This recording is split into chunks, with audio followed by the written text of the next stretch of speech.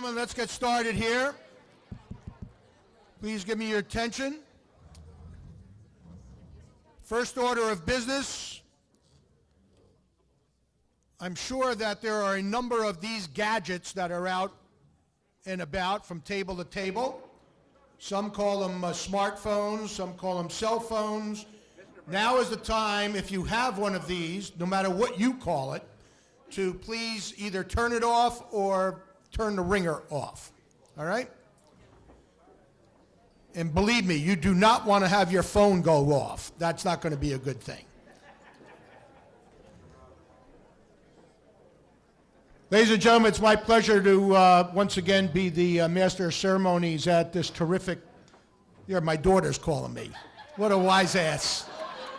Just wanted to check and see if mine was, huh? Hello, you're out of the will.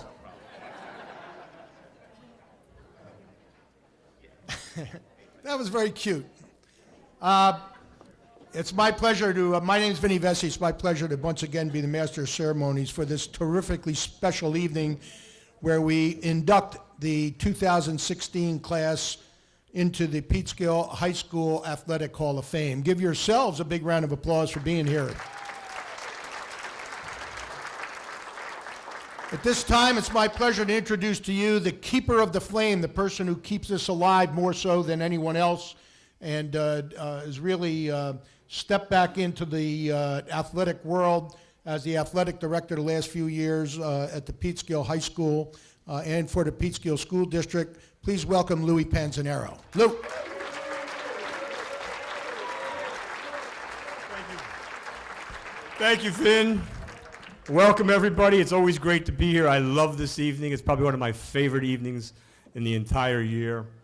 Welcome to the 7th Annual Athletic Hall of Fame Induction Dinner.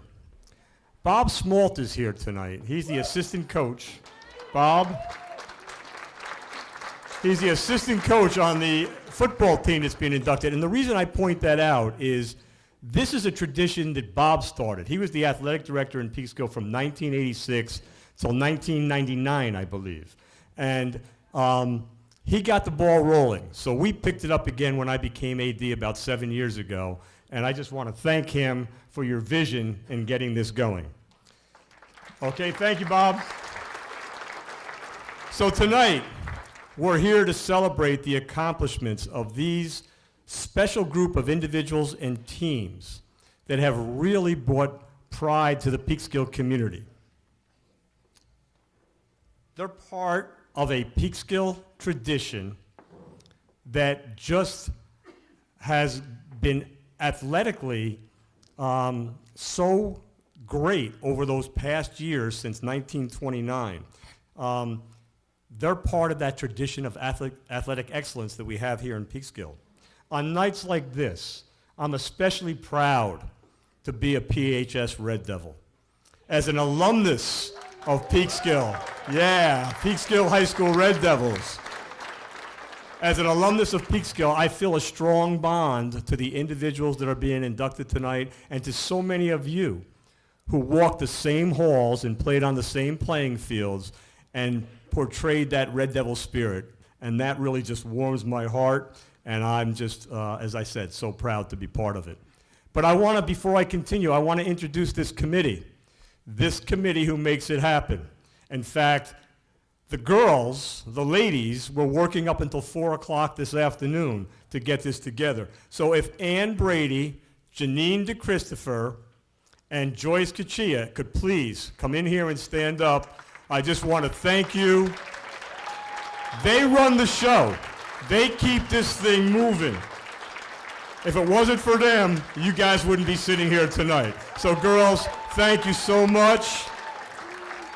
And then there's the guys on the committee who kind of just, I don't know what we do. We kind of hang out at the committees while they do all the work. But we got Dixie DeChristopher. He's great on his knowledge of the tradition. Dixie, thank you, of Peekskill Athletics. And we have, he's not here tonight. He moved to California. Sometimes we like that, sometimes we don't. But Frank Masternunzio, he's the one who keeps us on our toes and makes sure the people that we induct meet the standard that they have set for the athletic excellence. And of course, there's John Mancini. He's a Hall of Famer because of his unending work for the Peekskill school community. He's a former Board of Education member. And I want to thank Sheila and Alan Droege of Colonial Terrace because they're so generous year after year, and they've allowed us to do this for the past 7 years. So Alan and Sheila, thank you. I want to thank Doug Brown for giving his time up to be here tonight to do the filming. He's sitting in the back right there behind the camera. He's going to get the slideshow rolling in a little while. Our Board of Education, I see Colin Smith back in the, I think I saw him here. Did I see Colin? Yeah, Colin's back there. Doug Glickert is here. And our superintendent, Dr. David Fine. I got to tell you, he's been superintendent for a couple of years. What a whirlwind. He is working so hard in turning this school district around. Every child, every day, he keeps us accountable, and it's really a pleasure seeing the energy and passion he brings to the Peekskill School District. Thank you, Dr. Fine.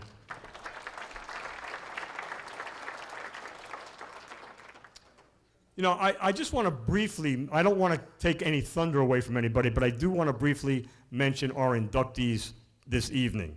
I'm going to start with Lou Calabrese.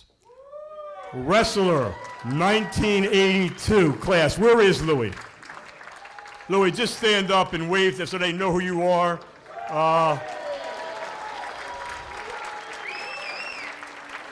Still look like you could wrestle, Lou, man. You got that lean, mean look. You got a little bit. He's a product of Coach Larry Cook and Coach Matt Moore. Where's Matt? Matt's, I know, in the back. There he is, right over here.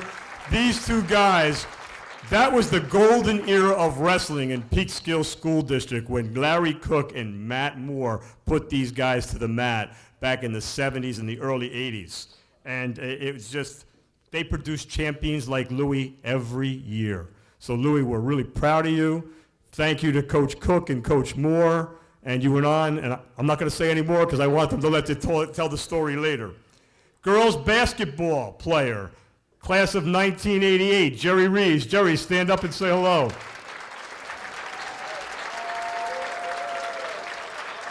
Jerry's wearing heels tonight. She's small in stature, but on that basketball court, she stood tall. She did things that small point guards weren't supposed to be able to do. You're going to hear that story in a few minutes. Where's Mike Sabini?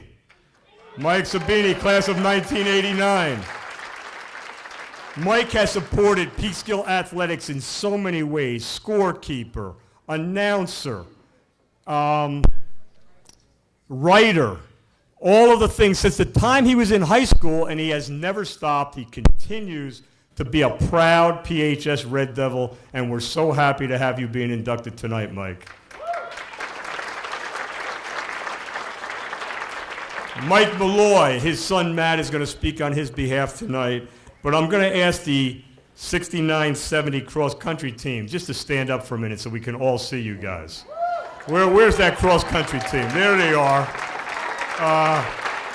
And their coach, Dennis Parmalee. There's Coach Parmalee. You know, again, I'm not going to say too much about the team because we're going to talk, but I do want to make this one point. Mike's brother Tim is here tonight as well. Where's Timmy? Timmy and I ran cross country together back in the early 60s. And we had one moment in 63, where there was this club called the 1330 Club. And that was supposed to be the elite club of the time. And one day on a course in Sleepy Hollow, Tim and I actually finished together in the same time at 1313. And we were really proud. We got into the 1330 Club. So a few years later, Mike comes along, and he's in high school, and Timmy's bragging to Mike that he's in the 1330 Club. And Mike says to Tim, "What was your time?" He says, 1313. Mike says, "I could do that without taking my sweats off." Well, Mike proved him correct because he went and ran that same course that year and beat our time by over a minute and a half. In fact, I think the whole cross-country team that year beat our time by over a minute and a half. So it was a great team. You're going to hear more about the 69-70 cross-country team in a minute. Let me get now, I think the next one is the 1990-91 football team. I want to introduce the coaches. Head coach Vincent Barano. Assistant coach Roger Lonsberry. And assistant coach and former athletic director Robert Small. He was a tremendous motivator, and they'll tell stories probably about him. I think PJ will a little bit later on. But I'm really proud to say that my sons, Lewis and Brian, were on that team. And because of their friendships, I got to know so many of the players on that team. And then I even got to coach several of them in basketball. And they took us to the sectional final that year, and we unfortunately lost to Nyack. But what I remember about that team is not only their athleticism, but the competitiveness, that refuse to lose mentality. They were going to fight you tooth and nail to the very end. One of the great football teams in Peekskill history. And we're going to hear more about you guys in a few minutes as well. And last but not least is the 69-70 swimming team. Where are you guys? Wait, before I get to you, football team. If you stand up, all the football players. Let me see who's here. There you go. What was it? Swimmers were 66, what did I say, 69, 70? All right, varsity swim team, 1966-67. Led by Hall of Famer individually, Jack Cothran. I want to tell you a little story about this team. I'm home one night pretty late, and I get a call from John Brophy. He's at the Quiet Man, which is a restaurant in downtown Peekskill, with Steve McKay and Billy Pugh. And he says to me, "Why isn't this swimming team in the Hall of Fame?" I don't know. So he went on to lobby for that team relentlessly. He lobbied harder than the gun lobby in Washington, D.C. So over a period of time, by the way, he just came back from Las Vegas. I'm not sure who paid for that, but the word on the street is the surveillance camera in the Brophy neighborhood saw Steve McKay stuffing a white envelope into the Brophy mailbox. I don't know what that was all about. You're still waiting for it. But anyway, what I was going to say, that wasn't necessary. Because when we were researching Billy Thomas's induction last year, all we kept coming across in the paper was who broke this record, who broke that record. There were constantly articles about the superiority of this Peekskill swim team. So, Steve, they were on the radar long before Brophy tried to bribe us into putting you guys into the Hall of Fame. So congratulations. Again, we'll hear more about those 9 records that team broke. You know, since the opening of Peekskill High School in 1929, 87 years ago, there's been over 10,000 graduates of the Peekskill City school system. There are 100 members of the Athletic Hall of Fame. There are 13 teams in the Athletic Hall of Fame. That's less than 1% of that student body. These guys are among the elite. And that just didn't happen by accident. It was more than their skill set. They had good coaching. They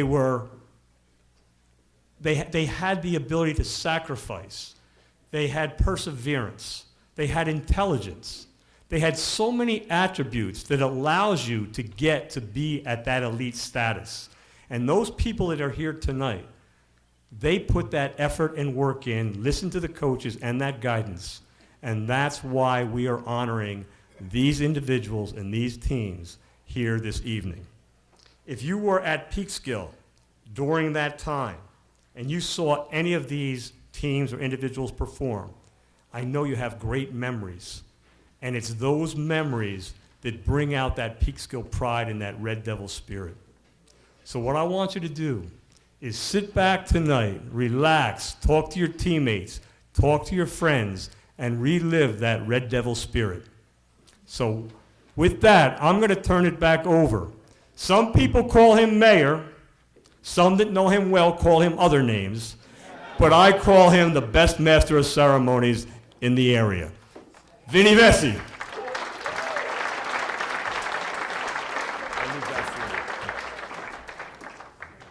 Thanks, Lou. I'll tell you what I call you a little bit later. I'm glad that Louis highlighted and introduced all of the different individuals and teams that are going to be inducted into the Hall of Fame this evening. In total, these 4 individuals and 3 teams will be joining 90 individual athletes, 9 different coaches and supporters, and 10 boys and girls teams who are already in the Athletic Hall of Fame. So it's truly an elite group. And congratulations to all of you that are going into the Hall of Fame this evening. Now, my job is to keep things moving, and despite Louis going over his allotted time, we'll get back on schedule here shortly. The first individual that it's my pleasure and honor to introduce to you is a very special individual. He's a person who really brought some good common sense, vitality, and a can-do attitude to the most important position in the Peekskill City School District. Now, this was a district, and I don't think I'm going to say anything here that anybody doesn't realize. This is a district that was in dire need of a dynamic leadership. And we are very pleased in the city of Peekskill that the Board of Education found such a dynamic leader. Ladies and gentlemen, welcome our Superintendent of Schools, Dr. David Fine. David.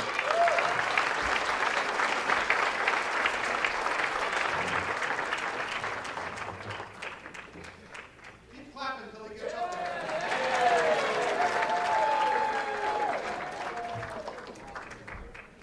Thank you, everybody. That was very nice. I want to thank the Board of Education. It's really always a special evening to be here and represent the school district that you all came from. I am extremely honored to hold this position.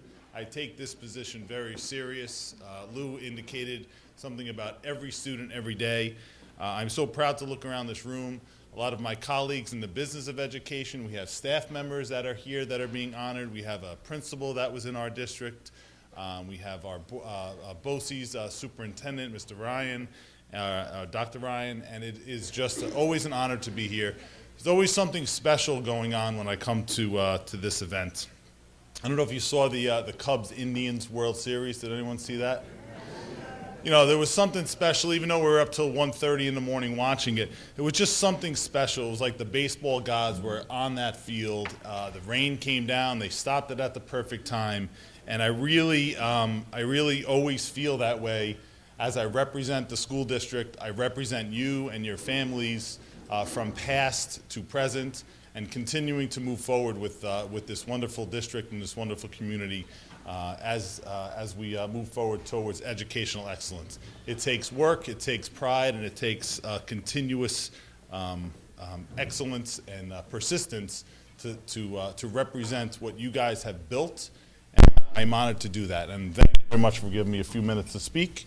And have a great evening. And like Lou indicated, you know, it's just about sitting back and relaxing and really being proud of yourselves and your families and each other, because well deserved, and congratulations, everybody. Thank you.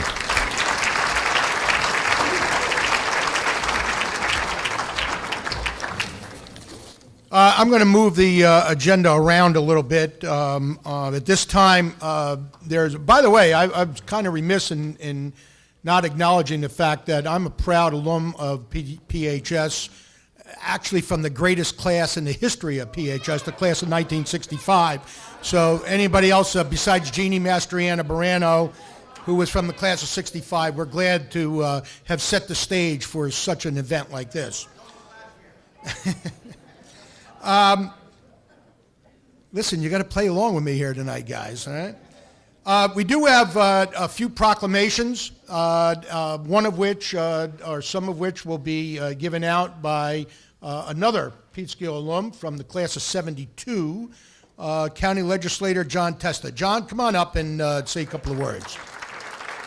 Former Mayor of Peekskill, Councilman of Peekskill, and current County Legislator and former instructor in the Peekskill City School District. Thank you, Ben. Okay, buddy.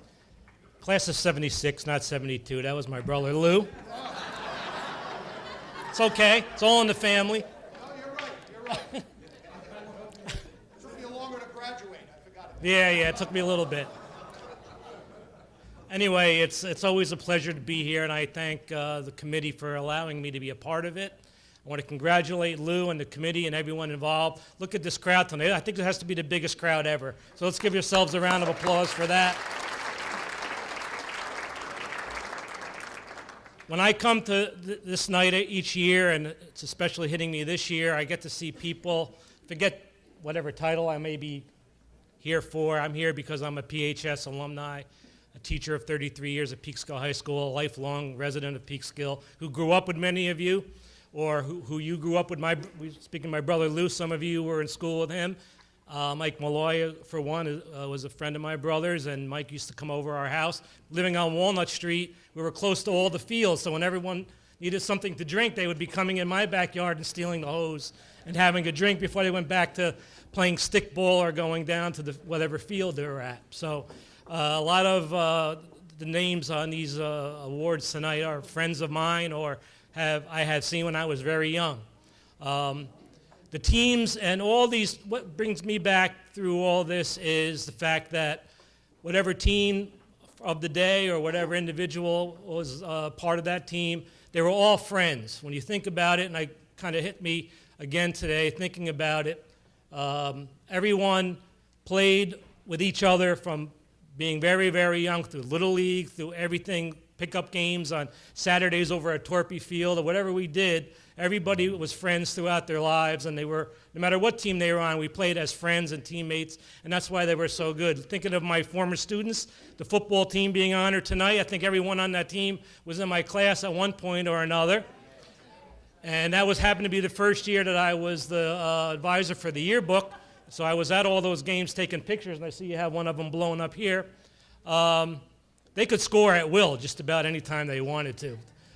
If PJ wanted to score, he would just throw a bomb down the field and somebody would catch it, and there would be a touchdown. So it was an honor and a pleasure to be a part of it all, and I thank you for letting me be a part of tonight. We have proclamations from the County Board of Legislators. My colleagues and I want to thank you and congratulate you and have a great evening. Thank you so much.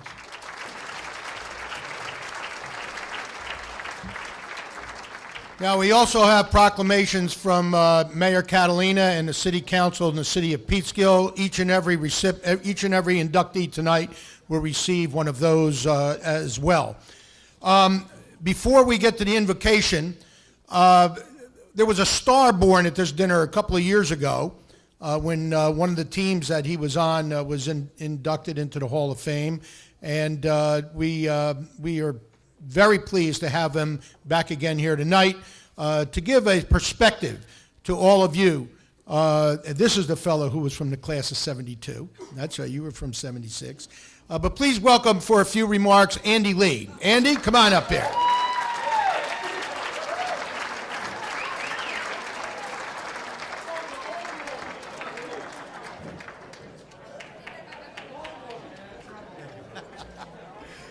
Hello, Peekskill. Come on. All right. Listen, what an honor. Timmy, don't, because I'm coming over there, buddy.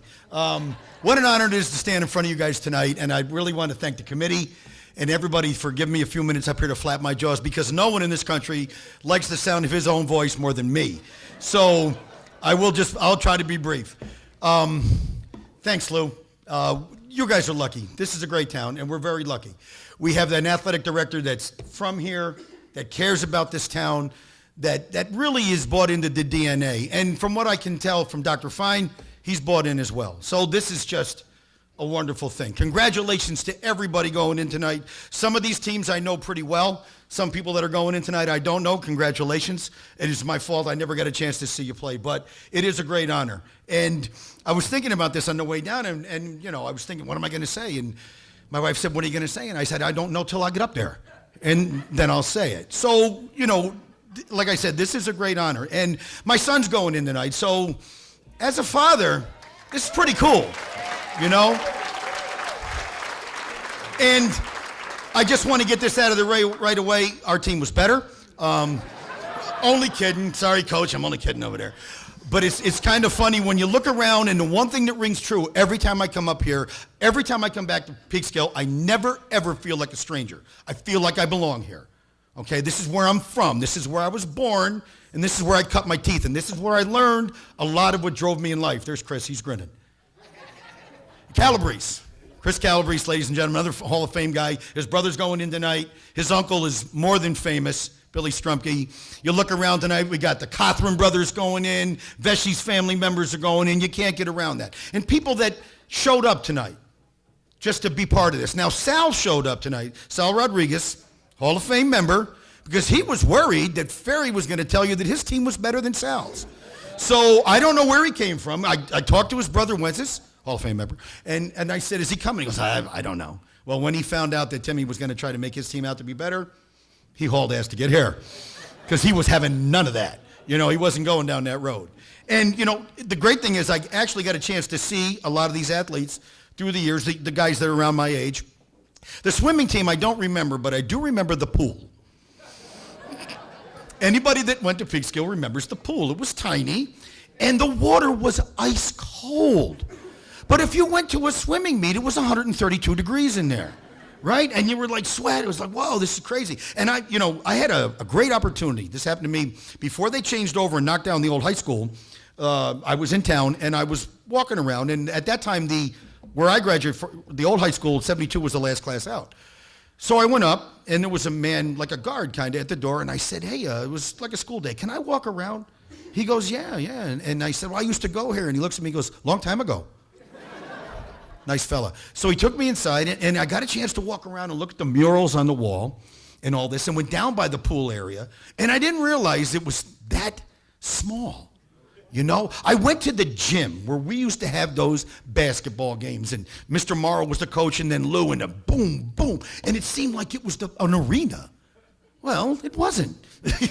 You know, but my hopes weren't, crushed, because it was like just where I came from, and it was nostalgic. It was what a beautiful school. And when they did the school over, the new building that's there, they kept the character of it with the red brick, and I thought that was real nice. A couple things more, and I'll try to make this quick, because a coach told me a long time ago, when you speak, be brief, be funny, be gone. So, I have to kind of hear that a little bit. I want to do a couple shout outs here to some people.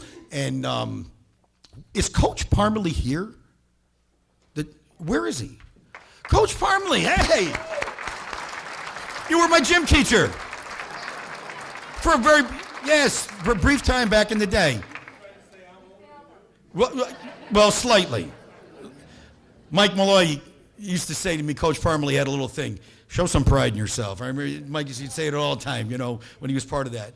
And so some of the teams that, you had get a chance to see, like I said, the swimming team, and I did get a chance to see my son's football team, of course, play, and the cross-country guys, a unique group of dudes. Runners, weird people. Timmy Ferry ran everywhere.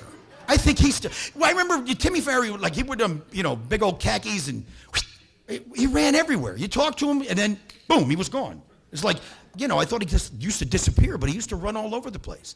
And I remember when Mike, and I asked Mike's family for permission just to mention and talk a little bit about Mike. I know his son's going to talk about him. Mike and I grew up together. He lived on Orchard Street. I lived in Highland Avenue. I drank my first illegal beer with Mike Malloy. I know that's not politically correct, but I don't care. And it was fun in his backyard. And, parents didn't count beers in those days. I think I'm missing two. Really? Shocking. And I remember when we were going out, and Mike said to me, you should get in shape for going out for football. You should run. Okay, so we met early in the morning, and you have to see this. We had shorts and, Converse low tops, Chuck Taylors. There were no running shoes then. They got running shoes during the season. Remember, that was a big deal. So Mike, we're up there running, and here's this, 2-foot Italian with this 6-foot Irish boy. He's, white as a ghost, and I'm not running with him anymore. But I remember there was a big deal, and Mike made varsity. So that was, that was huge. I mean, everybody wanted that varsity coat, right? It was like the big thing back then to get a varsity coat, and he got one early. So I wish Mike was here to see this, but I want to, we're all thinking about him. On a serious note, we did lose another Hall of Fame member this year, Mike Nardone. And some of you older people might remember Mike Nardone. He's an icon. Peekskill Hall of Fame, coached football and wrestling at Ossining, and he was everything we expected a coach to be back in those days. He was tough. He was tough. He put a foot in your keister in a heartbeat. But he'd love you up in the same thing. And nowadays, you know, you have to be very careful about how you coach people nowadays. But Coach Nardone was all class, and he was here all the last 2 or 3 times I remember him, you know, coming to this event, and he was here. And I just wanted to just mention him because people like that, they come, he was 80-something years old, and they move on, and, you know, you do want to be remembered, and he should be remembered, because that's what this is really about. This is about family tonight. Nothing bonds like a sport. You know it, I know it. I've never seen a time in my life where people market disunity. They market hyper-partisanship. Well, there's none of that here tonight. Everybody's here about Peekskill. This is where we're from, and this is, you know, what made us who we are today. So everything else you can put out of your mind tonight, all that silly stuff that you worry about, and concentrate on what put us here. And I said this last year, and I meant it, and I'll say it again. Don't leave this room tonight without telling somebody that you love them. Thank your coach. Thank your teammate. Say you're going to keep in touch with somebody, okay? And when we went in the Hall of Fame, I started seeing Calabrese again, and he's going to build an extra wing in his house for me and Frankie to come in because we were at his house so much. You know, he's going to just put a little extra bedroom there for us. It'd be real nice. And so I just want to convey that spirit and you know, what it means to me. When I found out I was going into the Hall of Fame, ask my wife. She's over there. She'll tell you. Man, I thought, HOF, babe. HOF right here. Yeah, Hall of Fame. Go do the leaves, buddy. You know, take your Hall of Fame rake out there, pal. You know, but I'll tell you what, when you, I don't know how you guys felt when you got the announcement. I was like, that's unbelievable. Because, yeah, right, Hall of Fame boy, get in the garage.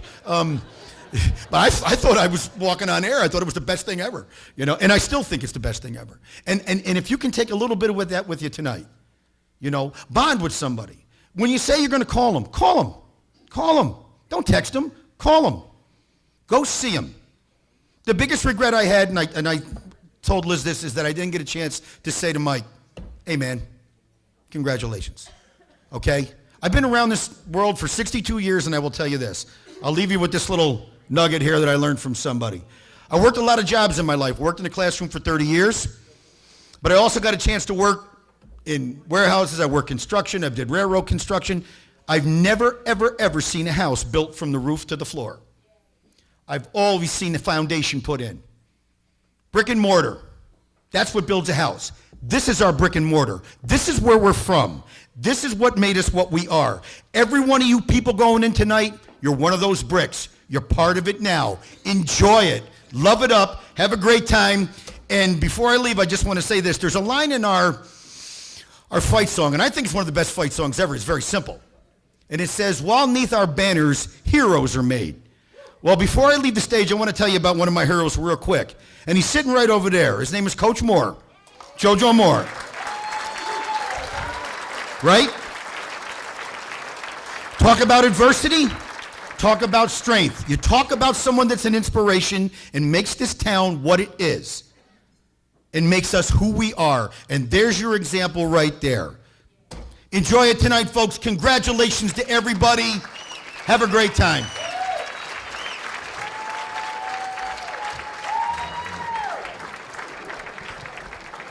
It makes you want to get up and run around, right?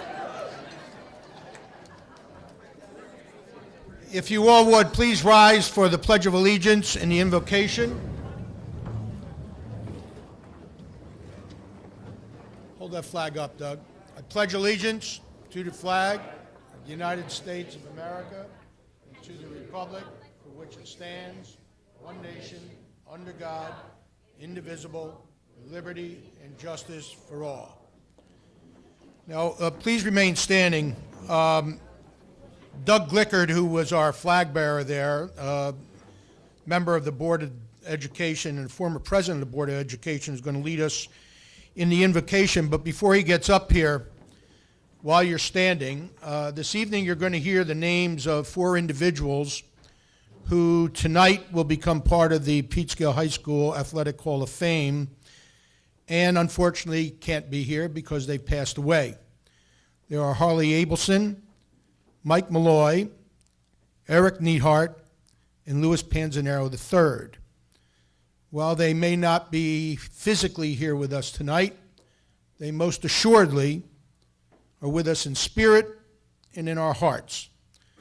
So before our invocation, please join me in a moment of silence prior to Doug's invocation in memory of these four very special people.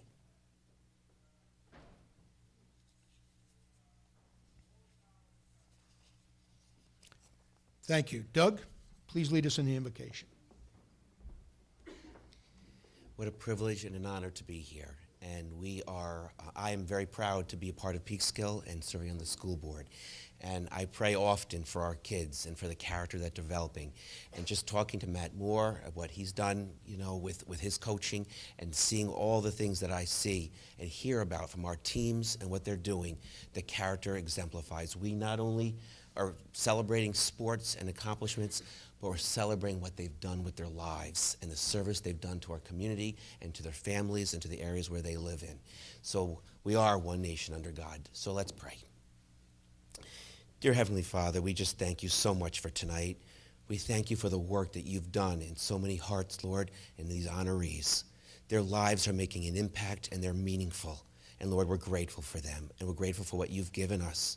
You've given us the freedom to come to school. You've given us the freedom to worship. You give us the freedom to have family. Lord, we just love you, and we thank you for that. Lord, we just ask for a special blessing tonight. And all the stories and all the good things, Lord, we just give you glory and we give you honor for that.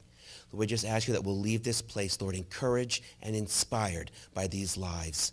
These honorees that have made a huge impact in our school district, Lord, as role models for our kids that are coming up.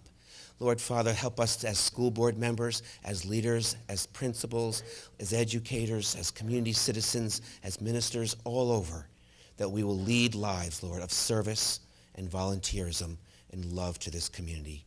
Lord, we thank you for what you've done in this community, what you've done through our churches, our parishes, our synagogues. Continue to lead us and guide us and give us a tremendous night. Let this food be a nourishment to our bodies and a sense of celebration. In your name, amen. Thank you, Doug. All right, please be seated. We're going to go out of order a little bit because of some circumstances. So we're going to do the football team first, then we'll do the individual inductees, starting with the oldest year and working our way up. And then we'll do the last two teams following that. So we're going to begin tonight's induction with the 1990-1991 boys varsity football team. Now, I'm not going to mention too many details about this, and in fact, every one of you has a program at your place setting, so there's a lot of detail that you probably will not hear up here. That would be HEAR up here, HERE, Peekskill High graduate. You got to know that stuff. That was pretty good. So please take it with you, and you can, over coffee tomorrow morning or something, get into more detail on each one of the individuals that you are going to meet shortly and the teams you are going to meet shortly. This team was comprised of 26, as they call them these days, student athletes. Back then, we were all just students and loved athletics. Also, three team statisticians, as well as the head coach, Vinny Barano, who you heard about earlier, and two assistant coaches, Roger Lonsberry and the very quiet and unexcitable former PHS athletic director, Bob Small. The team also had a volunteer assistant coach, the legendary coach Nick Perrell. This team was led by tri-captains Gary P.J. Mail, Brad Wheeler, and Luther Mookie Wilson.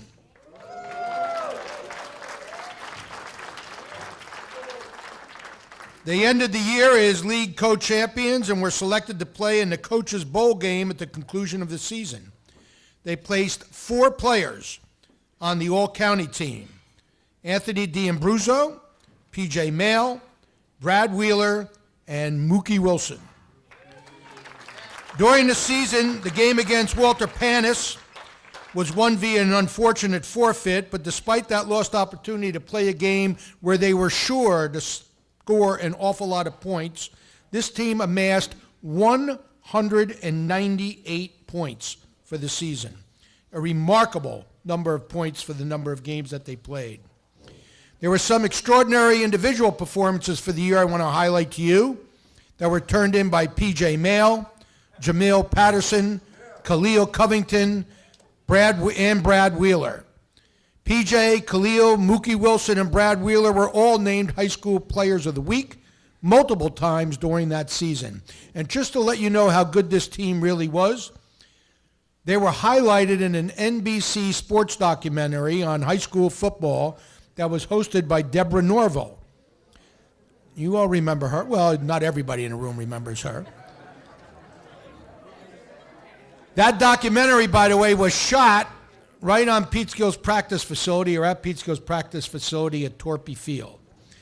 Now, to learn a little bit more about the team and help me welcome the team up here, we'll ask Coach Vinny Barano to come on up along with the team. So here they are: Gary P.J. Mail, Brad Wheeler, Mookie Wilson, Craig Bennett, Alian Clementi, Khalil Covington. Come on up, guys, if I'm calling your name. Anthony D'Ambruzzo, Peter Diak, Jason DeStefano, Will Fullenwider, Courtney Hips, Brian Call, Frank Lorino, Andrew Lee, Chappie Manzer, Moses Pabone, Brian Panzanero, Louis Panzanero III, who we mentioned before, Jamil Patterson, Matt Probion, Karish Bubba Skaggs, Clarence Smith, Richard Swan, Eric Werner, Tony Viola, James Zambrano, and the statisticians were Aaron Carroll, Laura Johnson, and Robin Student-Lee. And we have our assistant coaches, Roger Lonsberry, Bob Smalt, and head coach, Vinny Barano, your 1990-1991 Peekskill varsity football team.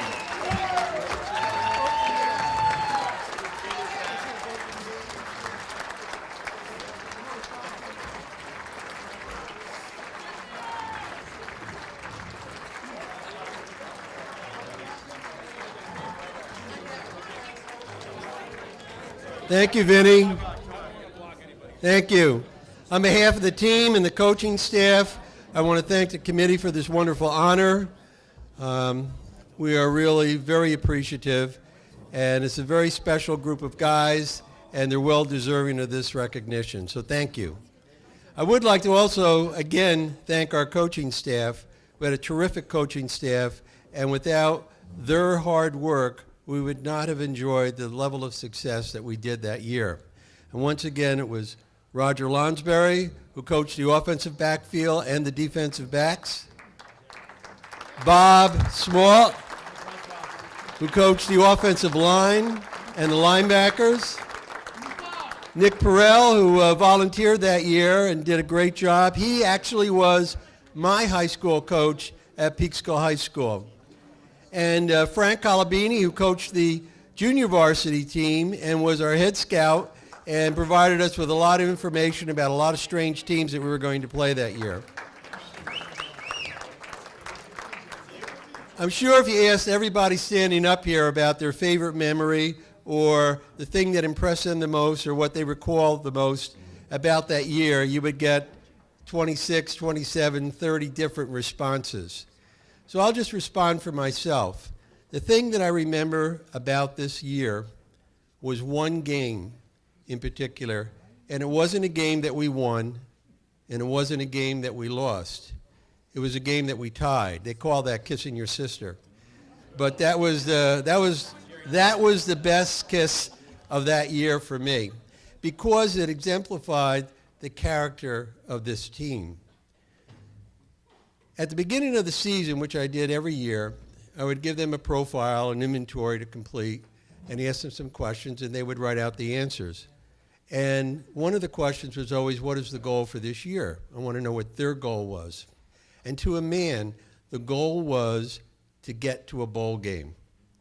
And every single player that completed that form put down the same goal. I said, wow, this is special. You know, some of the guys, most of the players on the team were seniors, but we did have sophomores and juniors. And some of the seniors played on the 1988 team, which was a terrific team, and we went 6-3, but we didn't get to a bowl.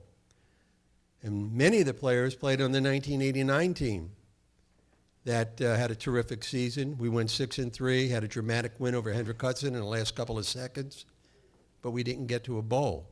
A team with 5 wins got to a bowl over a team with 6 wins. So we knew we had to do better. 6-3 was not going to cut it. And the other challenge was the fact that our enrollment went up a little bit, and we were moving from Class C to Class B, which meant that we were one of the smallest schools in Class B, if not the smallest. And we were playing schools with 300, 350 more kids than we had at Peekskill High School. But that did not diminish the enthusiasm of this bunch of people. They could care less. They were not daunted by that. So it takes us now to the homecoming game, which was the game that I think about most, and that was against Rye. And Rye had a terrific team, and we were the decided underdogs in that game. And they had a quarterback that had, I don't know how many touchdown passes, and he was never intercepted. Well, this team changed that on that Saturday when they intercepted him twice to keep us in the game. And you know, the Depew Park is a beautiful place to play a football game, and it couldn't have been any nicer. It was in the middle of October, towards maybe the 3rd week of October. The colors on the tree was just perfect. It was a nice blue sky, sunny day. The cheerleaders, because it was homecoming, had a couple hundred balloons stretching across the field at the poolside end zone behind the goalposts in a big arch, and everyone was pumped. The place was packed on the home side, and Rye brought a nice contingent with them on the visitor side, a lot of people. And the game was a struggle. 2 very good football teams. And we both scored, and we enter into the 4th quarter, and the game is tied. And then Rye puts on a great drive, and with about 4 minutes left to play, they score the go-ahead touchdown, and they score the 2-point conversion. And you could just feel, I'm looking at those balloons and I'm thinking, oh man, is the air coming out or what? You know, it's like the momentum shifted, and we needed something really big. And fortunately that happened. I don't know if it was 2nd down or 3rd down, and we had, 65, 70 yards to go. And we call a screen pass. It was sprint out right, screen left.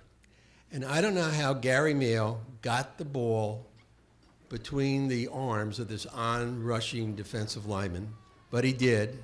And Brad Wheeler catches it. And with a great block from Anthony DeBruzzo, he runs down the field along the sideline towards the end zone on the pool side. He gets tackled on the 4-yard line. Everyone's going crazy. Everyone's so excited. So I call a timeout. I have to calm everybody down. Let's go out there, get refocused. You know, the game is on the line here. And we call a lead play. It was a power play to the left side. And the line opens up the hole, and Khalil Covington, as a fullback, makes a great block, and Jamel Patterson scores the touchdown. Now we are 2 points down. The coaches are talking on the sideline, and we come up with a pass play, and I don't even remember what the call was going to be. And I'm walking out on the field, and Gary Mail comes up to me and says, Coach, we want to go with the same play that we scored the touchdown with. I said, well, that's not what we had in mind. You remember that? And I get into the huddle, and everybody's looking at me, and they say, Coach, we want to go with the same play that we scored the touchdown with. I'm looking back at their eyes, and I'm thinking, you know what? This is their game. This is their team. This is their season. If they have that much confidence in this play, let's do it. So I said, okay, let's do it. And I remember Khalil Covington leaning over and grabbing Jamal Patterson and saying, just hang on to the ball, stay right behind me, and we're going to score. And that's exactly what happened. The left side of the line opened up a big hole. The fullback made his block. Jamel scored the touchdown, and we tie. I mean, the game was on the line, and we didn't know it at the time, but the whole season was on the line, and they came through. In the last waning seconds, it was very exciting. Rye tried a couple of passes. We came very close to a couple of more interceptions. The game ended in a tie. Dino Gar, the coach of Rye, was so angry, he took a football helmet and smashed it through a bus window for Rye. On the other hand, we were elated. We were happy. We won. We didn't win the game, but it made a difference. So we finished up the regular season, not 6-3, but 6-2-1. And that put us over the hump, and we achieved our goal of going to a bowl game. And you know, people say that sports doesn't make character. Sports reveals character in the people that participate. And what it revealed to me was that this team never gave up. They were selfless. They were all about team. These are the qualities of a winning team. And so I can say to all of you, congratulations. I want to thank you for some wonderful memories, and I wish you the very best. I'm so glad to see all of you here tonight. You really deserve this honor. And again, congratulations. It was a privilege and honor to coach you.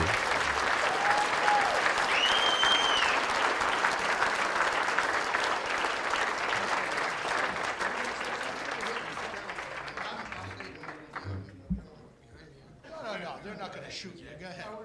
This is one of the tri-captains, P.J. Mail, right here.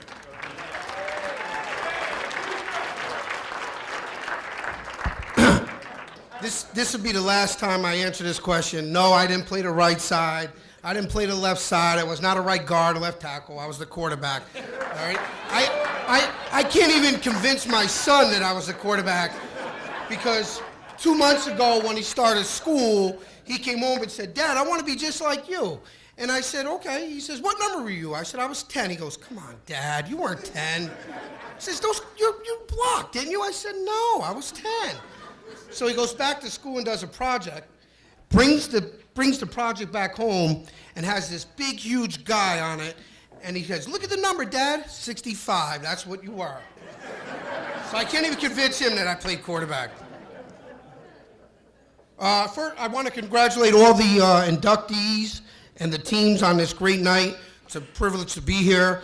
I have two guys that called me today that couldn't be here, but they wanted me to say something. One is Will Fullenweiner. He called. He had some prior engagements down in Washington. He wanted to thank Jamel Patterson, who just kept on him and on him and on him to play football. So he said, "I just wanted to tell Jamel thank you because I had a great year that year." The other one is Anthony Abruzzo. He called me today, and he wanted to just talk about how important teamwork was and the love of the guys.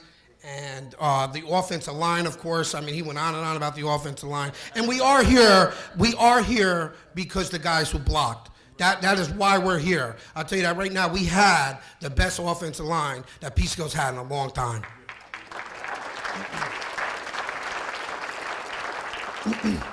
I'd like to thank the committee, Mr. P and staff. Special thanks to Joyce. I worked with Joyce, and on numerous hours, she's calling me because we had a lot of finagles and last-minute things. And if you know Joyce, she's tough, and working with her, she goes. Dixie's another one. Dixie, I don't know where you are. I didn't see you. Oh, there you are. I spent 3 hours at Dixie's house, giving him stats and. We talked about how we blocked the quick pitch and how we blocked the sweep and how we ran our counters. It was awesome to spend the 3 hours. Janine, he did nothing that night. I know he said he was going to do windows and clean the carpets. He never did nothing that night. You'll probably hear me say this a lot. This team back here never lost to Hen Hut. All right, that was our rival. We never lost to Hen Hut. And you know what? School board, I want you to pay attention to this. Peekskill, for a while, was not playing Hen Hut because of geographical stuff and school enrollment. No, that's a good point. But you know what? You should always play Hen Hut the last game of the year.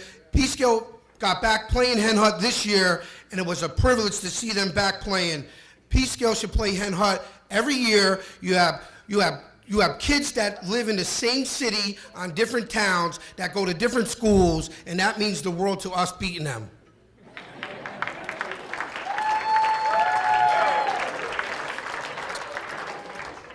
I want to say thank you to Mike Sabini and Sean Murphy. They wrote tons of stats on the Peekskill Herald, the North County News, the Evening Star. I mean, they covered stats that you wouldn't believe. I know my second game, I was 3 of 9 for 29 yards. I mean, that I wanted, Dixie, don't even put that in there, you know? But they covered stuff, they did not sugarcoat anything. They were awesome. I actually think I took a TD away from Jamel because it had me passing one to Jamel, and if these guys know up here, Jamel couldn't catch. So there was no way I threw one to Jamel. So I gave it to somebody else up here.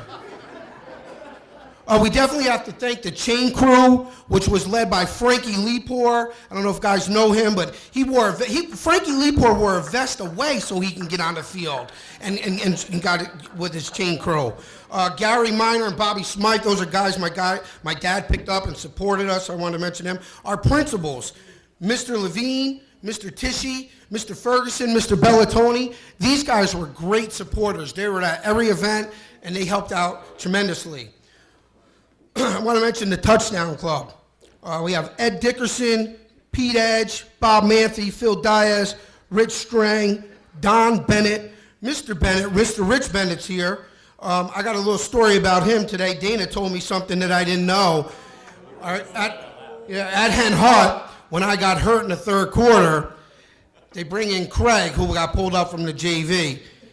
And the story is Mr. Bennett and Kyle were there, and they were leaving, but all of our games were on WLNA, so they were in the car, and they heard Craig Bennett's name, and Dana said they went, "Arr!" and went right back to the game. So Mr. and Mrs. Don Rickett, I lived by the administration building, and I tell you, I used to walk to the school, and Mr. Rickett used to wait into the parking lot, and he would tell us how good he would tell me, he'd be like, get a little loft on it, straight. For a superintendent, he didn't miss a game, he didn't miss any stats or nothing. John Mancini and family, where are you, John? There you are. Let me tell you something about John Mancini and his family. They held the best homecoming breakfast you would ever see in Peekskill. If you didn't go to the homecoming breakfast, you weren't a Peekskill Red Devil. Thank you, Mr. Mancini, for you and your family. All right, these last two guys I would love to see here, and that's Sam DeLuca and my dad. They were the foundation of the Peekskill High School Football Club. They were, the press boxes because of them, setting up the fields. Sam DeLuca, if you gave him a helmet, he'd play linebacker for us. That's how crazy that guy was, but they were great supporters, and they were there for us, just making Gatorade and just the things that the coaches, they were more prepared than us. Jerry Desmond and Frank Pugliese, all of our games were live on WLNA, and they were tape delay on Channel 6. Those guys were great because people who couldn't get to the game, you could listen to it, and just wanted to mention them. Mike Miner and staff for the filming. My mother. My mom's door was open for all the football players. And let me tell you, at lunchtime, everybody ran to Hanks, which Matt Provion's father owned Hanks, got that wedge and Pepsi, and ran up to my house. And you darted for my bedroom. My bedroom was Nintendo, Atari, ColecoVision. And if you didn't get near, Wheeler had a Pictionary tournament out in the living room. He set up a Pictionary. I don't know if you remember that. It was where you draw on TV and you had to guess what it was. So that my mom had the door open, and we had more people in there than the cafeteria. First coach I want to thank is Walter Corney. All right, he was our freshman coach. All right. And let me tell you something about Walter. Walter, you learn to become a man real quick, okay? The things that Walter, Mr. Corney, did, they would probably throw him in jail and throw the key in the river right now, okay? But he taught you discipline, responsibilities, and how to grow up real fast. But I wanted to thank him. I want to thank our JV coaches, Mr. Jim Senning and Frank Colabini. Mr. Senning's not here, but Colabini is. Those two guys are the foundation of what we are. They made us. When you become varsity players, you got to be prepared to be JV guys, and those guys were great. And Frank's my favorite coach because he loved to pass anyway. I want to thank the stat girls, Laura and Robin, and Erin's not here. Girls did a great job on stats. I want to thank our PA guy, Mr. Greist, who passed away a couple months ago. He was a great guy with the PA, the voice of DePue Park, Mr. Greist. Mr. Peloris and his band, I mean, those guys marching from the high school up Walnut, coming up there, that would get you fired up.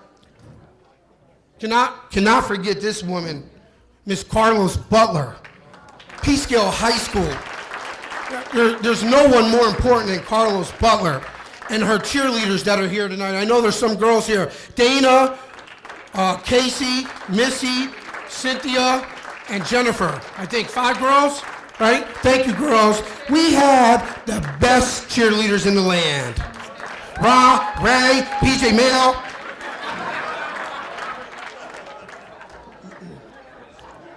Now our coaches. First person I'd like to thank, sorry, this is our night. I will stay here as long as we can. Sorry. Our first coaches, Mr. Perrell, who's not here. I just want to mention him. Mr. Perrell had a mind like you wouldn't believe. He was a tremendous asset to our program, but I just wanted to mention him. Our other coaches that are here, Mr. Lonsberry, first guy out at practice every day. Mr. Lonsberry and Mr. Perrell, we did individuals that got us better every single day. He was the first guy on that field. Mr. Small, best motivator I ever been around. All right? Mr. Small, let me tell you some of the things that he did. And I'm sorry I'm taking time, but I got to. He was the best at the fumble. You would hear Mr. Small coming through our hallways with those cleats on, fumble! And he would tell you how to recover a fumble. He didn't care if you were on the football team. If you could recover a fumble, he wanted you on the team. Also, he was the big motivator on half lines. I remember he used to get kids who weren't on the team in the hallways. He would have book bags as our line out of balance, and he would get choir people and cheerleaders and people who were just going to class, and he'd set up a 4-4 over there and show me the 78 power, and he would do that kind of stuff. And you only have 3 or 4 minutes to get to class, and these kids were like looking at him like, I'm not even on the team, And Mr. Small would say, don't worry about it. Tell me you're with Bob Small. You'll be fine. And one personal thing with Mr. Small I got to say is when I got hurt at Hen Hut, Mr. Brownell had called me and said, what are they saying? He said, you better go get your ankle x-rayed. And I said, yeah. They said 2 to 4 weeks probably. And he was like, ugh. So the phone rings and it's Mr. Small, and I hear my dad, yeah. So he comes in the room, he says, Bob Small will be here 5:30 in the morning tomorrow. I'm like, 5:30 in the morning? Mr. Small, every day, all week, bought ice in a cooler to try to get my ankle ready. Now, I didn't play 100%, but because of this man, I would have never stepped on that field. That was the enthusiasm and the responsibilities he had to get up and come up to my house at 5:30 in the morning. Thank you.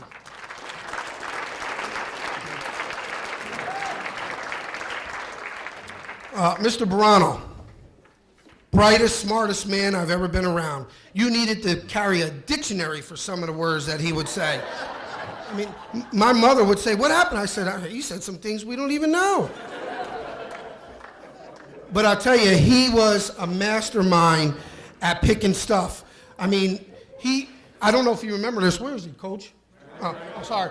I remember there was a guy on Rye where he was the offensive guard, and he set his foot back, and we would follow him. You remember that, Coach? And then also there was a Lord's quarterback that put his foot back, and then he would pass. And he picked those things out in our film and scouting, and they were tremendous with him picking those things out. A couple other things that I just want to say. I remember, because Mr. Vesey wants me to speed up here. One thing I do want to say Brad Wheeler, I have to say this one thing he said about my dad. My dad was detected with cancer in 1985, and then he was detected in 1990, and he couldn't make the bowl game. And I remember the last practice going before Gorton, Brad said, everybody in, everybody in. He said, listen, I'm going to tell you guys right now, this is what I'm going to say. This is our last game, home, away, last practice. He says, it doesn't matter. We lose, we're done. We win, we're done. He said, but you know what's important right now? He said, the most important thing right now is Porky Mail. He will not be there, and he's going to be in the hospital. And then a couple other guys said some things. We had a moment of silence, and they gave me the game ball after that. That was the biggest game of our career. For guys who are 16 and 17 years old to do something like that, it's just tremendous.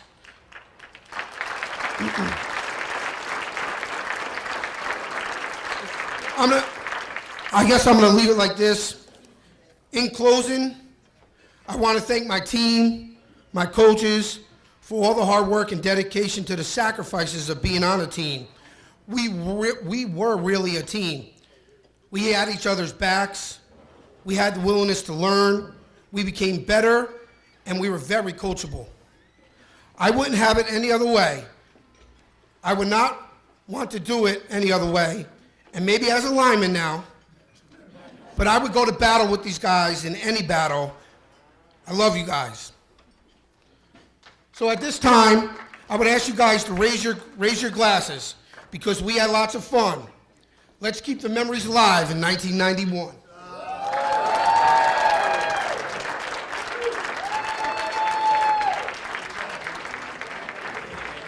All right, we've got, come on up here. We got some things to hand out to you guys.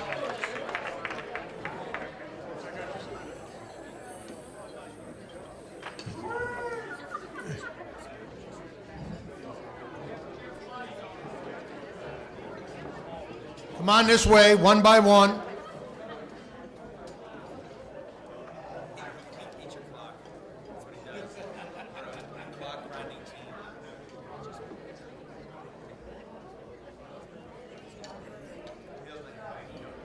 One of the reasons that I'm here tonight as your master of ceremonies was it gave me an opportunity to clear out my attic. I found my son-in-law's uniform shirt. Brian, where are you? Here you go. That's you. Oh, look at that. Tell me to put it on. Is it still fit? And then they had this. I guess you played defense in practice, is that right? Oh, fans of that How the hell you guys won any game with him on your team, I have no idea. fans on it.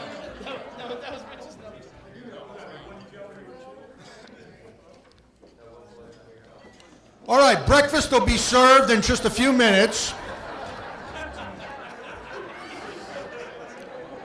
If you like your eggs over easy, you sit on this side of the room. If you like them well done, you're on that side. If you like them scrambled, right in the middle, okay? So,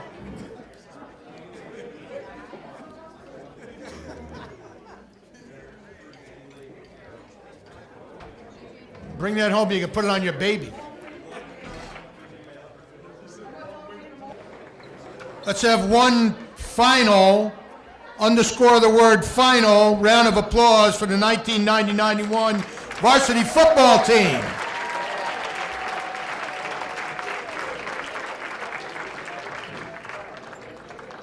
Coach Moreno, I'm wondering how many delay of game penalties you guys had that year.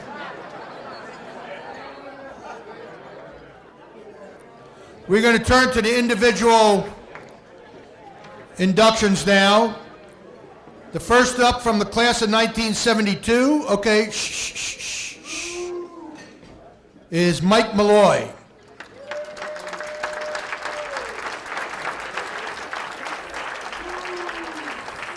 As I mentioned to you, your program is a lot more detailed than what you're going to hear from me right now, so let's just start. Mike was dubbed, quote, All-County Mike Malloy. He had one of the most outstanding track and cross-country careers in Peekskill High School history and was an integral part of the cross-country team that will be inducted into the PHS Athletic Hall of Fame just a little later this evening. When it came to cross-country as a freshman, Mike earned a spot in the coveted 1330 club that you heard about a little bit earlier as a freshman.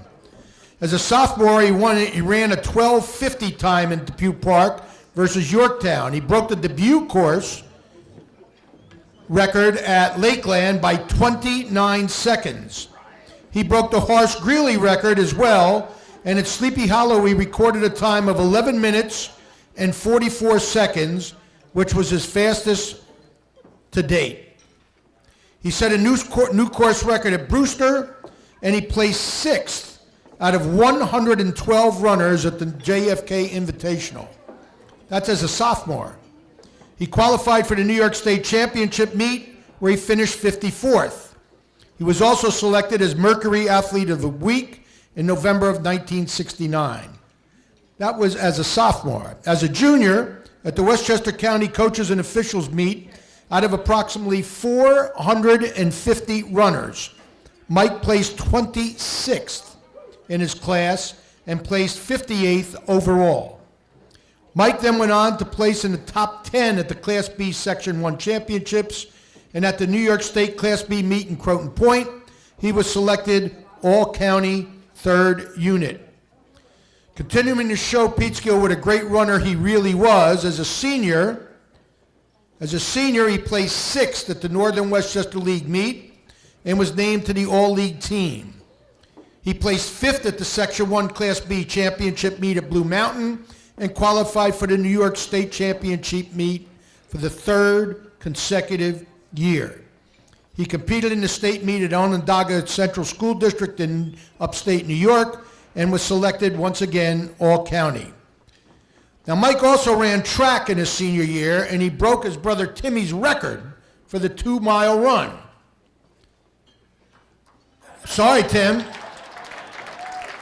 Upon returning to New York in 1979, Mike worked for Conrail and then later Metro North Commuter Railroad.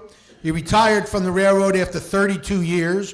In 1980, he married his high school sweetheart, Elizabeth Smith, and they have a son, Matthew, who you're going to meet in 1 second. After residing in several of the Hudson River towns, they purchased a family home in Peekskill, and he lived there until he passed away in October of 2015. On a personal note, I was kind of in the middle of the Malloy brothers, and I knew Mike as well as Timmy, and I can tell you from personal experience that there was no nicer person who ever wore any Peekskill High School athletic uniform than Mike Malloy. It's my honor to ask you to salute Mike Malloy as he's inducted into the PHS Athletic Hall of Fame and to welcome his son, Matt, who will accept the award on his behalf. Matt, come on up here, buddy.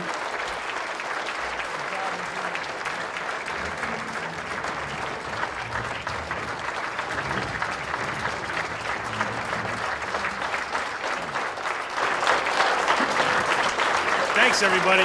Thank you. I'm going to be much quicker than the previous. I'm going to be much quicker than the previous group. I can't really speak about my dad's running escapades, and because he never told me any of his stories. He's very humble, despite telling his brother that he would beat his record with his sweatpants on. That wasn't really my dad's style. So. I know this means a lot to my mom, his brother, and the rest of the family, and all the friends and family that came here tonight. So I just want to say thank you, and wow, it's a really nice honor. I didn't expect to see this many people here tonight, and I didn't really prepare a great speech, but again, thank you.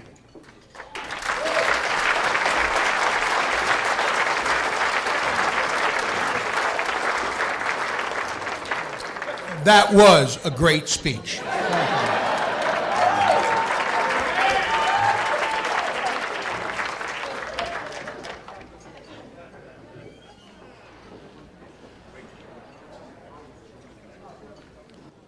And I meant that sincerely. Mike would have been very proud of you, Matt.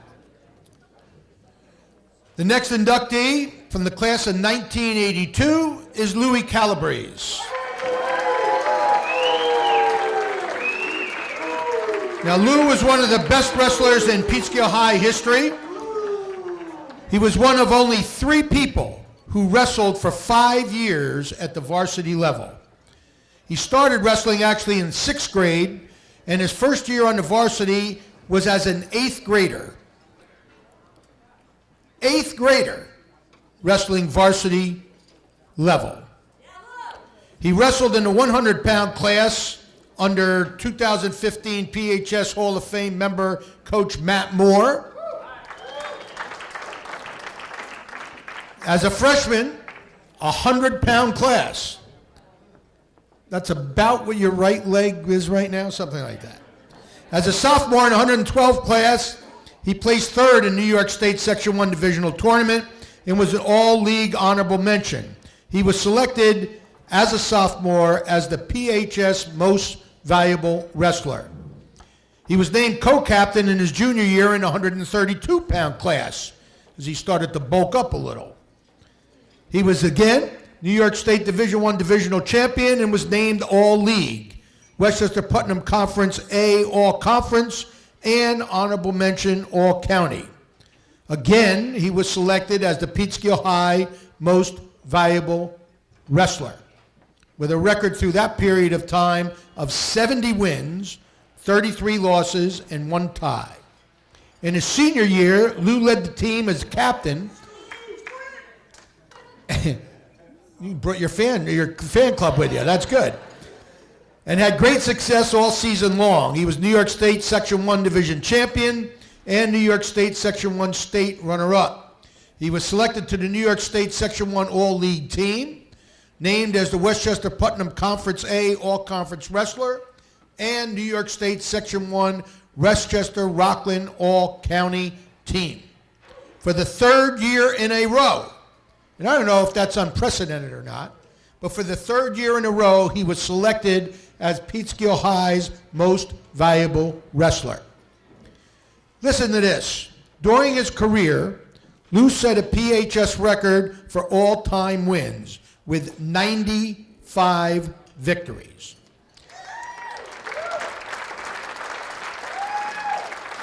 Truly deserving to become a member of the Peekskill High Athletic Hall of Fame. Ladies and gentlemen, welcome into that Hall of Fame, Lou Calabrese.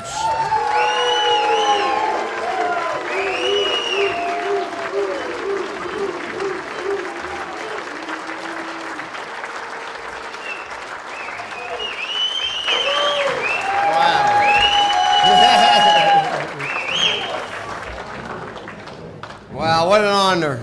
Thank you all. And it's still trying to believe that I'm here tonight.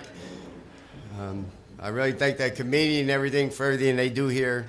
It's an honor to be here tonight. I mean, when you're in high school and you're wrestling and you're doing what you love and you're playing the sport that you like, you don't think about being here tonight. There's something that happens. I mean, wow. Hall of Fame, Peekskill High School. This is awesome. This is awesome. And I have to thank my coach Moore. Yeah, he had to take off. Okay. Yeah. He had to put up with me for many years. Come on, Lou, we need a pin to win the match. Okay, coach. Hey, I'll do it for you. And my family for putting up with me and all the years I had to suck weight and not eat my Italian dinners and on Christmas time, the 7 fishes. it's a lot to go through, and I'm very honored to be here. I'm glad to see a lot of my fans and friends over there. They come and support me tonight. You know, and I do join other family members, my brother Chris, who's in the Hall of Fame, my uncle Billy Stromke, and also Tina Martin, who's a part of the family. And it's an honor. It's a real big honor to be here tonight.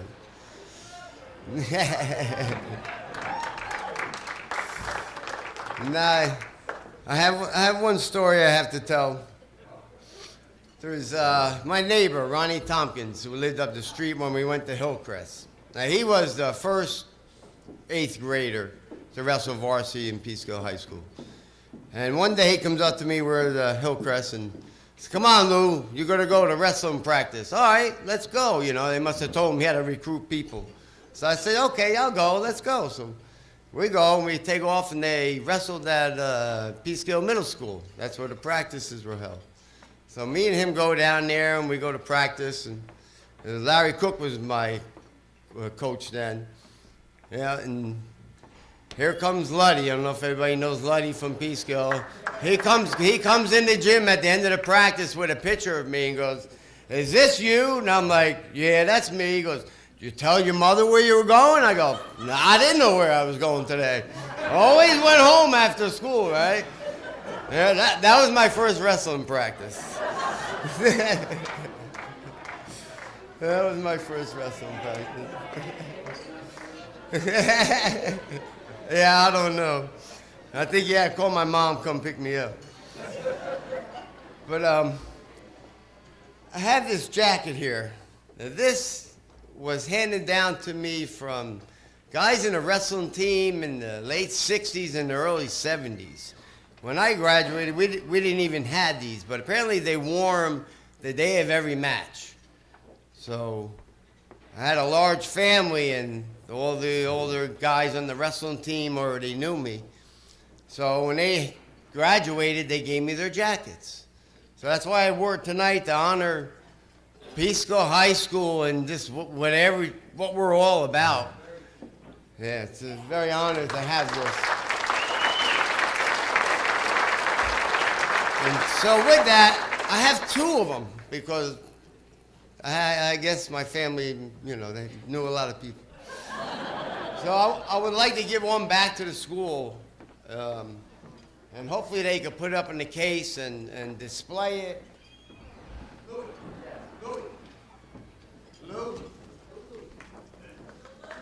Hey, Lou.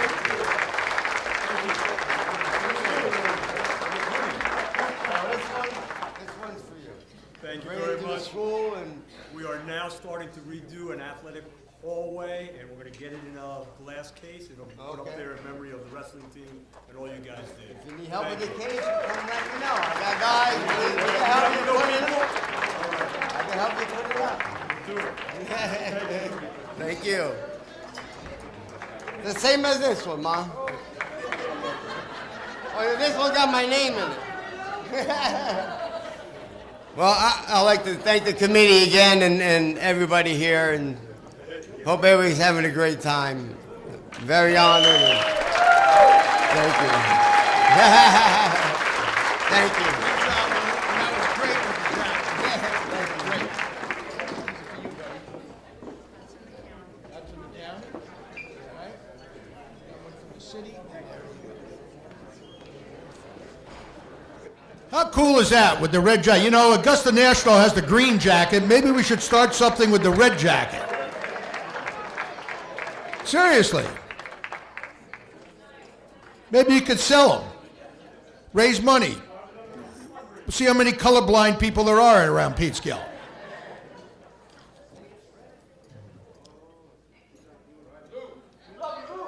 Louis Calabrese, everybody.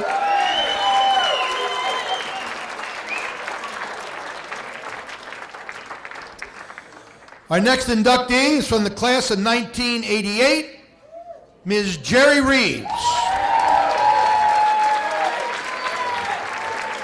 I didn't even tell you anything about her yet. Sit down, wait. When I get done with you guys, you're going to be standing on a table screaming for her. Jerry Reeves, during her years with Peekskill High School's girls basketball team, established herself as a premier guard whose statistical legacy can be found in every entry on the record books. She was drafted from the JV team. You think you were something as an 8th grader? She started as a 7th grader in order to compete in her first sectional tournament. As an 8th grader and 9th grader, Jerry found herself playing beside Peekskill's basketball legend Sheila Wagner, where she quickly established herself as a prolific scorer. By the end of her freshman year, she recorded 855 points in 54 games. Scoring aside, it was Jerry's versatile skill which kept opposing coaches awake at night. She established a single-game record for assists with 18 assists. John Brophy played basketball with the boys team. He didn't have 18 assists in his career. She did it in one game. And in that same game, she blocked 12 shots. Jerry was the focus of several Gannett News High School honor rolls, where she was recognized for scoring 66 points in 3 games, while also collecting during that time 28 rebounds, 28 steals, 25 assists, and when she wasn't busy with all that, she blocked 9 shots. In February 1988, against rival, did I hear Henrik Hudson before? Jerry scored 49 points, a single game record eclipsing former teammate Sheila Wagner's record of 45 points. In that game, she scored all of Peekskill's 7 points in their overtime win over the Sailorettes.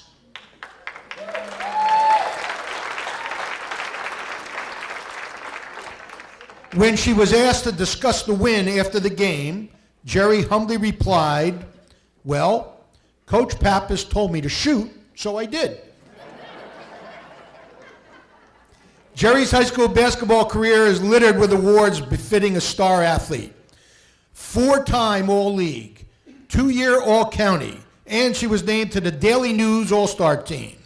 She completed a stellar senior year by averaging almost 30 points a game, and for her career at Peekskill High School, she scored 1,890 points.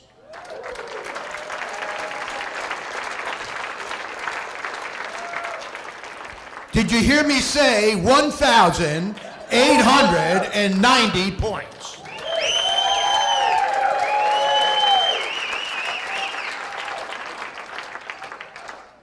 If you only would have made a few more three-pointers, you would have got 1,900, but it's another story. Following graduation, Jerry continued her great basketball career playing for the New Paltz Lady Hawks, where she still holds single-season records for points scored, steals, assists, and blocked shots. She was also named to the all-tournament team when her Lady Hawks competed in a Hunter College tip-off tournament a few years ago. Jackie returned to her roots, where she is currently employed right here by the Peekskill School District at Hillcrest Elementary School. And as well, she works at the Bethel Nursing Home. Ladies and gentlemen, please welcome one of the most prolific high school athletes in our school's history, one of the most prolific basketball players, male or female, ever to wear a Red Devil basketball uniform, Ms. Jerry Reeves. Jerry.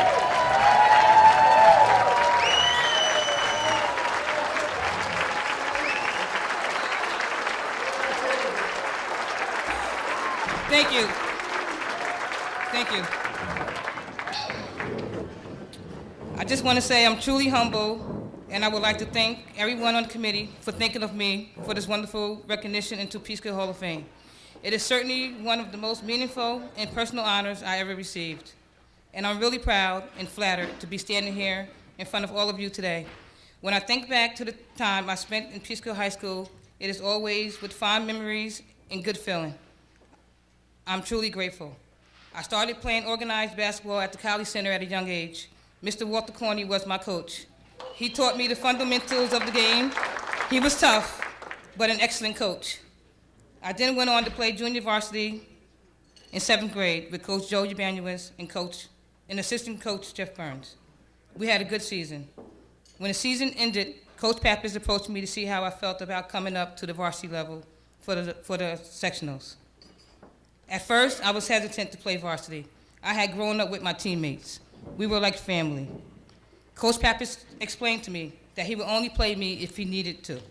Well, I figured if the varsity team was doing a fine job without me all season, why would they need to play me at all?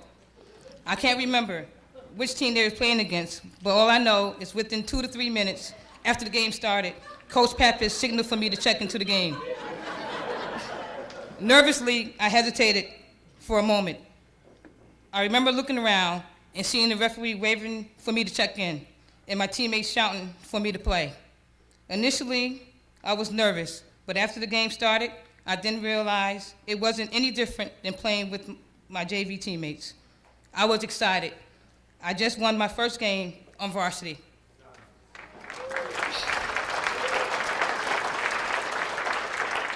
I remember the next season as an 8th grader, and my teammates I returned the next season as an 8th grader, and my teammates followed my lead as a point guard. We respected each other's roles. Although we only had 7 players, we utilized what we had. We always worked hard as a team and never complained about anything. We faced some tough opponents, but they knew Peekskill came to play. We didn't win any championships, but we came close. I love playing defense. Stealing the ball was my favorite part of the game, and blocking shots was a challenge since I was one of the shortest players on the team. I knew that I can shoot, and the feeling of stopping the other team from scoring and hearing the excitement from the spectators got me fired up. There was no better feeling. My senior year was challenging. We lost key players, and the three-point line was just introduced. Walking into the gym to see that line was exciting. I remember we were playing against Our Lady of Lourdes, and they were really playing good defense. Stella Bush didn't play in that game due to an injury.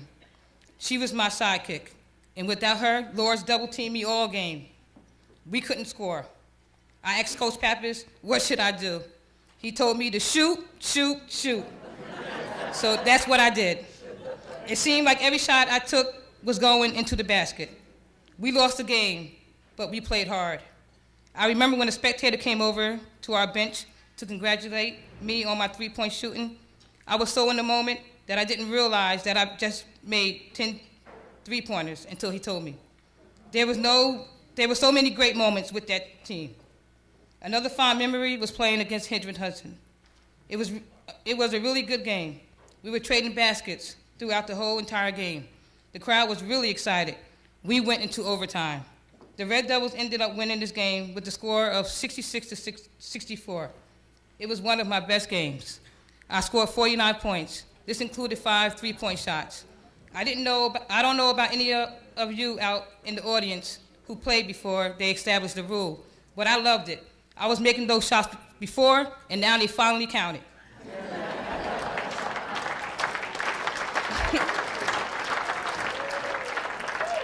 The Daily News honored me at Madison Square Gardens. They gave me tickets to the Knicks game. I was excited to see my favorite player, Patrick Ewing, playing in person for the first time. During halftime, we met at half court. When they called my name and presented me with the Daily News jacket, that was another exciting moment. But hearing the Knicks fans applauding me was an amazing feeling. I had an amazing journey playing basketball at Peekskill High School. I played with some great players. After I graduated in 1988, I then went on to play basketball at SUNY Newport.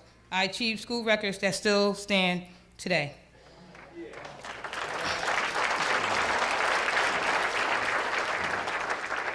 But I can't accept this honor without mentioning my early influences.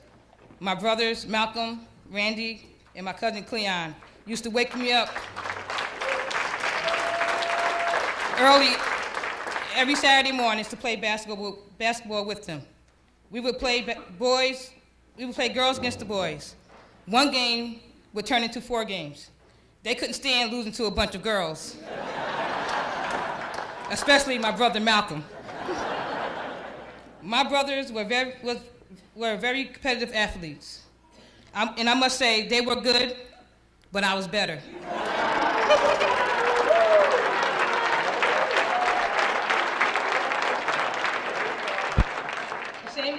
that helped me kick their behinds on bowling courts ended up being my teammates.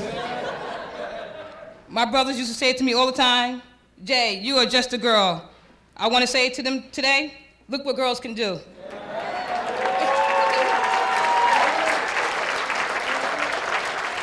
Again, I would like to thank my parents and family, friends, teachers, teammates, and coaches. I wouldn't be receiving this honor without you. Thank you so much for thinking of me today. I really do appreciate all of you.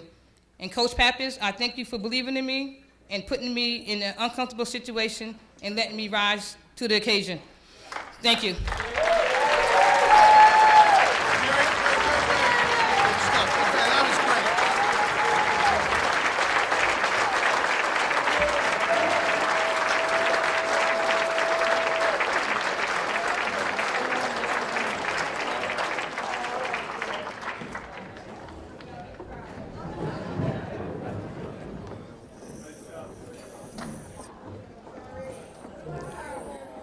Jerry, I got a feeling the Knicks could use you right about now.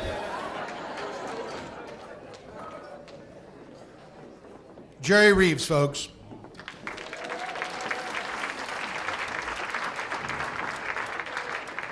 All right, we move on to our next inductee from the class of 1989, Mr. Mike Sabini.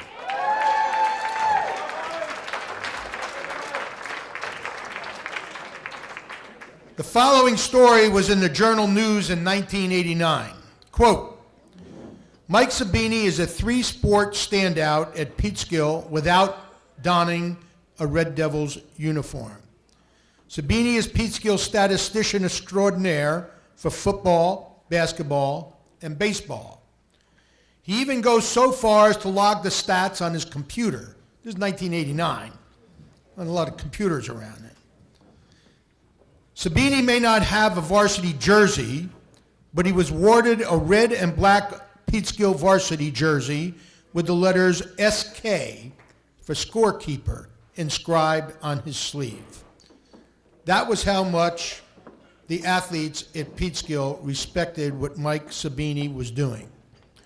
Mike Sabini's always been a huge supporter of Peekskill sports, going back to when he did the scorebook during his high school days for the baseball team for 3 years, the boys basketball team for 2 years, and the girls basketball team for 1 year.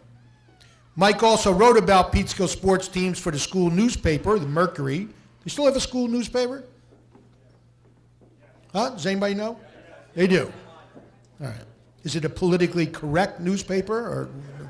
Okay.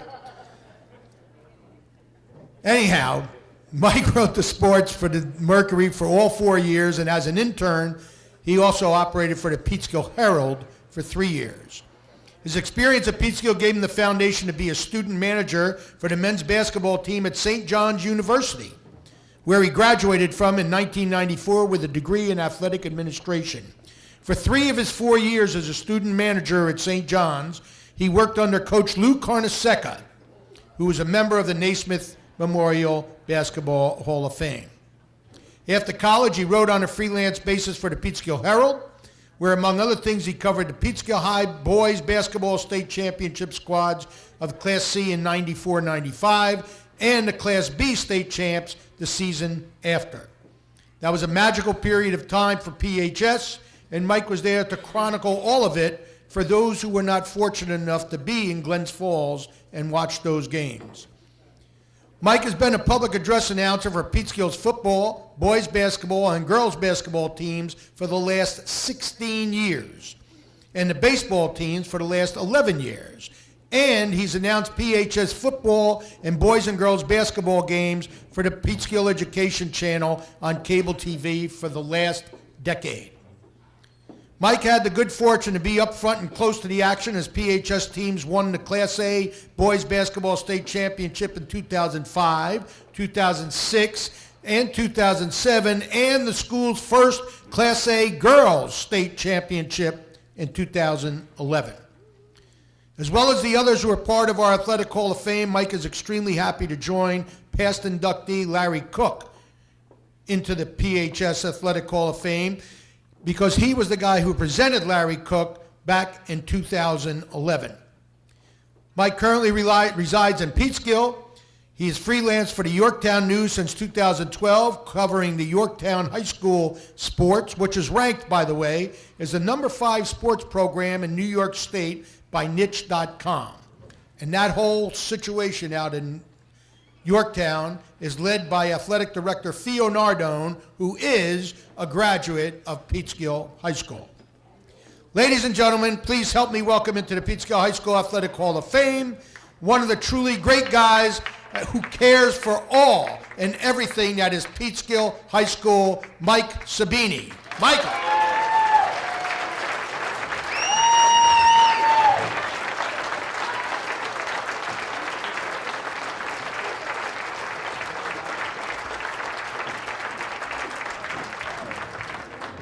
First, I'm pleasantly surprised that everyone came tonight. I thought everyone in the world was at the Cubs victory parade. Even though I'm a Yankee fan, I'm very happy for the Cubs. I love their legendary announcer, Harry Carey. Watched him every day at 2:20 p.m. on cable station WGN. He got me through summer school. One example why was, he said one time, as sure as God made green apples, someday the Chicago Cubs are going to be in the World Series. The man was truly a visionary.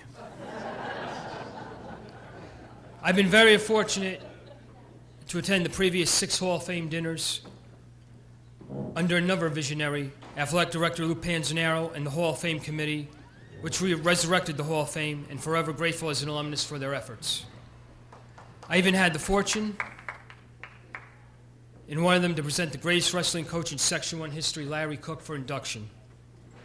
Tonight tops them all, though, because being inducted into the Hall of Fame is the greatest honor I've ever had bestowed upon me. And because of that, tonight is my World Series. Now, just like winning a World Series requires a team effort, getting to the Hall of Fame also requires a team effort. No team wins a World Series with one player, not even Derek Jeter. And no one player gets to the Hall of Fame alone. What is most responsible for me being here as a sports supporter and not an athlete is the pitching machine when I tried out for the modified baseball team. 30 swings, I made contact on 3 of them. That let me know that being the next Reggie Jackson or Don Mattingly was not the route I would take to the Hall of Fame.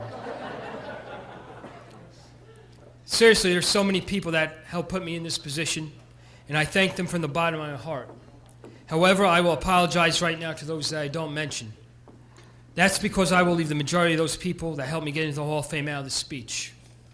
Lou will not allow me 35-plus minutes like Brett Favre got at his Hall of Fame speech. So those I don't mention, sorry, you're out of luck. One person I must mention is Art Blank, because without him, I'm not standing here tonight.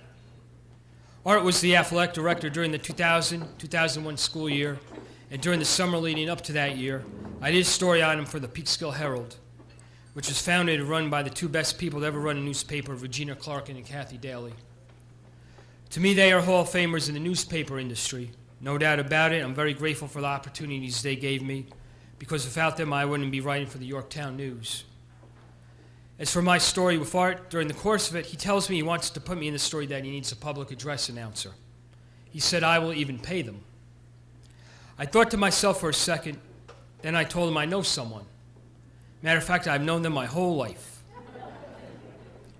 He asked me who that was, and I confidently said me.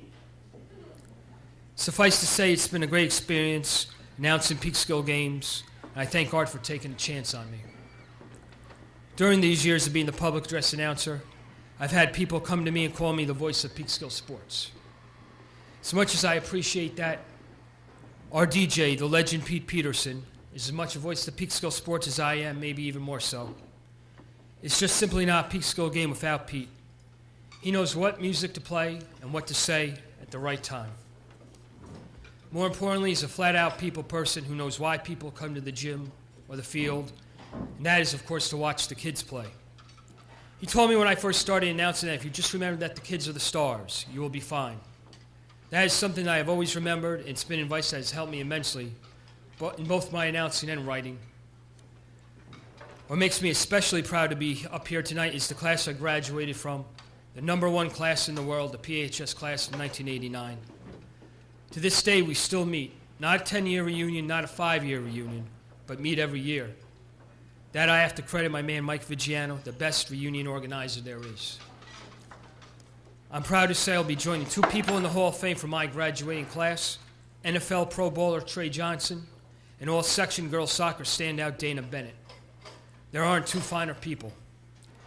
And speaking of Dana, I hope the soccer team she played on her senior year joins me in the Hall of Fame one day. And not just because I had a crush on the entire team.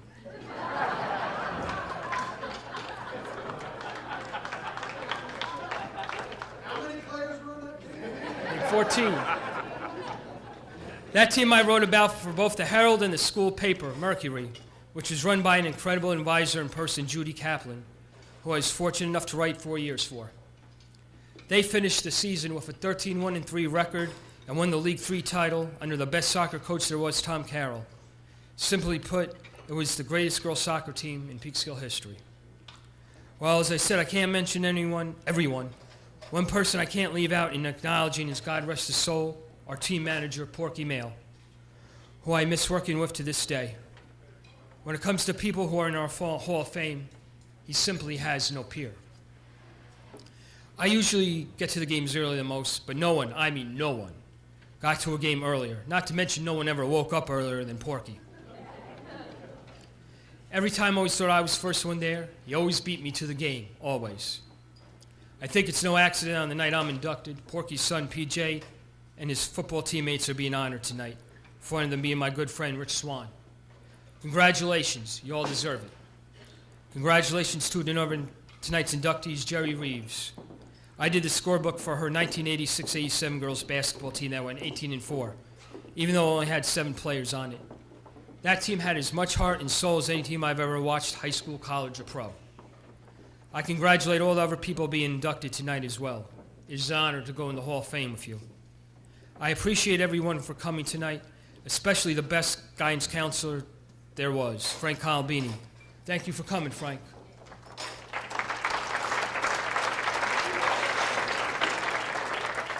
I just want to conclude by also thanking my dad, who was a longtime math teacher at Peekskill, who unfortunately left this world in 2003. He taught me so much, especially how important it was to have great work ethic, treat people right, and of course gave me the Yankees. The greatest night of my life was when we sat together in the right field bleachers at the old Yankee Stadium, the night the Yankees won Game 6 of the 1996 World Series to become world champions. I love him, I miss my dad. I wouldn't be here tonight without him. He was the greatest dad ever. Thank you, everyone.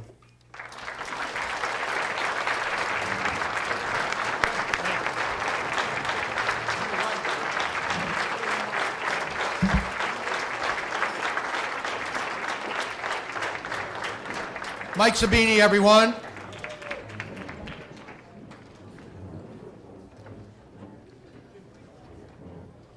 Coming down the home stretch here. The next team to be inducted is the 1966-67 boys swim team. Before I start talking about the swim team, anytime we're reminded of the Peekskill High School pool on Ringgold Street, it brings back some extraordinary memories. So we're going to take a little walk down memory lane here. First of all, how many people in this room are familiar with the Peekskill pool at the old high school on Ringgold Street? Raise your hand. All right. So you'll know what I'm talking about. Andy Lee before mentioned about how cold the water was. Well, that wasn't the least of it. Those of us who went to Peekskill High and were of the male gender will remember our phys ed classes. And they were especially riveting in our minds if you had a phys ed class that was early in the morning. Picture this. You go to class, you go to school, you go to homeroom. you now embark on your classes. And your first class is phys ed. You go to the gym, and there's John Devins, Coach Devins, who was the lead athletic director and head phys ed teacher, along with Bob Pease. And they say, okay, down to the pool. Now, down to the pool meant this. All the guys would go down into the locker room and strip buck naked. They would then go into the pool area, buck naked. They would line up on the side of the pool, buck naked. Across from the pool would be Coach Devins or Coach Pease with their whistle. Am I right or am I wrong? And you would look at the water that was sitting dead still in the pool. And there was always this film that was over the water.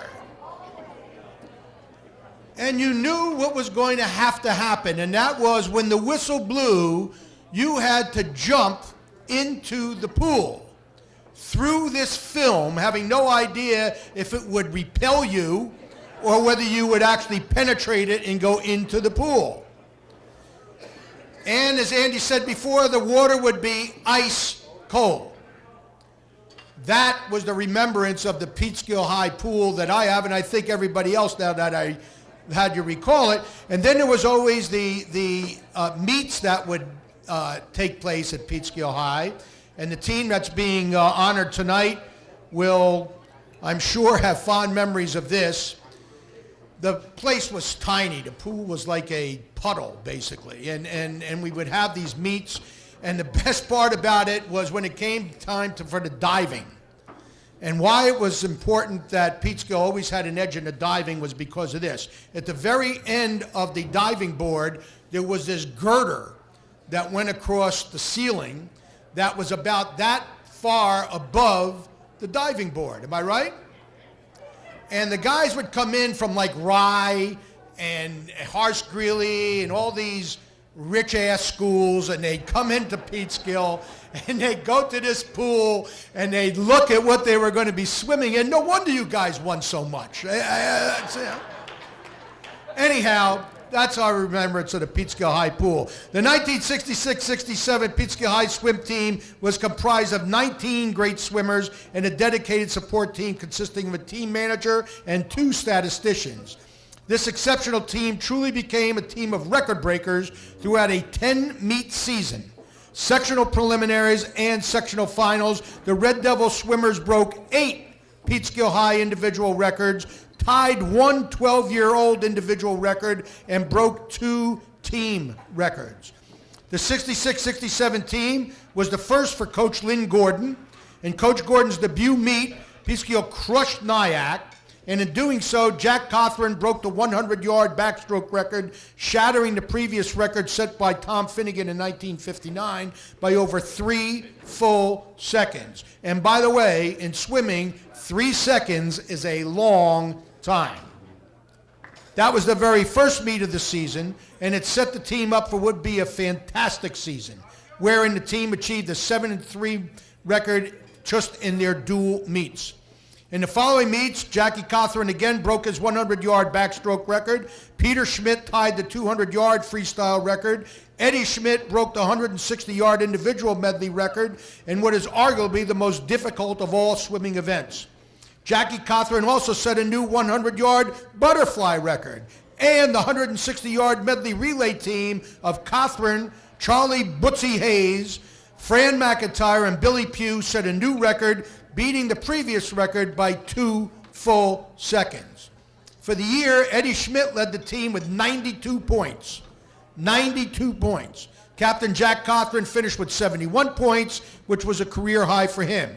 Peter Schmidt finished with 63 points. And during the dual meet season, Tony Viola, Billy Pugh, Jackie Cothran, Charlie Hayes, Dave Sterling, Fran McIntyre, Bobby Goldsand, Jimmy Ryan, Steve McKay, Luciano Cross, George Chulis, and Harley Abelson all contributed first, second, and third place finishes during that season. That is remarkable.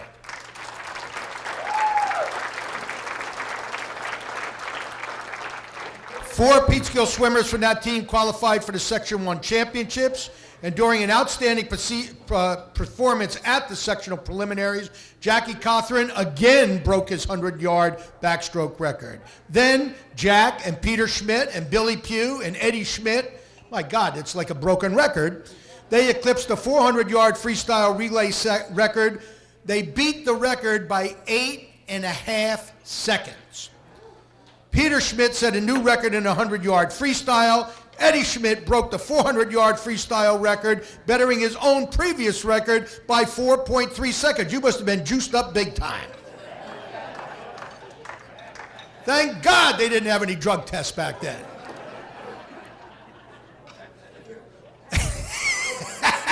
Everybody's going, yeah, man, that's true. It was the 60s. There you go. The team members had great success in the sectional championships, and Jackie Cothran became the 3rd swimmer in PHS history to make it to the state championships. Ladies and gentlemen, led by their captain, Jack Cothran, please welcome into the PHS Athletic Hall of Fame the 66-67 Peekskill Highs boys swim team, Harley Abelson, John Augusta, Pete Buchanan, George Chulis, Bobby Goldsand, come on up, guys, Charlie Bootsy Hayes, Wayne Hoffman, Steve McKay, Fran McIntyre, Charlie Morello, Billy Pugh, Lucci Quaz, Jimmy Ryan, Mike Salvino, Peter Schmidt, Eddie Schmidt, Dave Sterling, Tony Viola, and team manager Gary Pasonic, and the team statisticians Tina DeBichelle and Joanne Snowden. Let's have a big round of applause for this great, great swim team.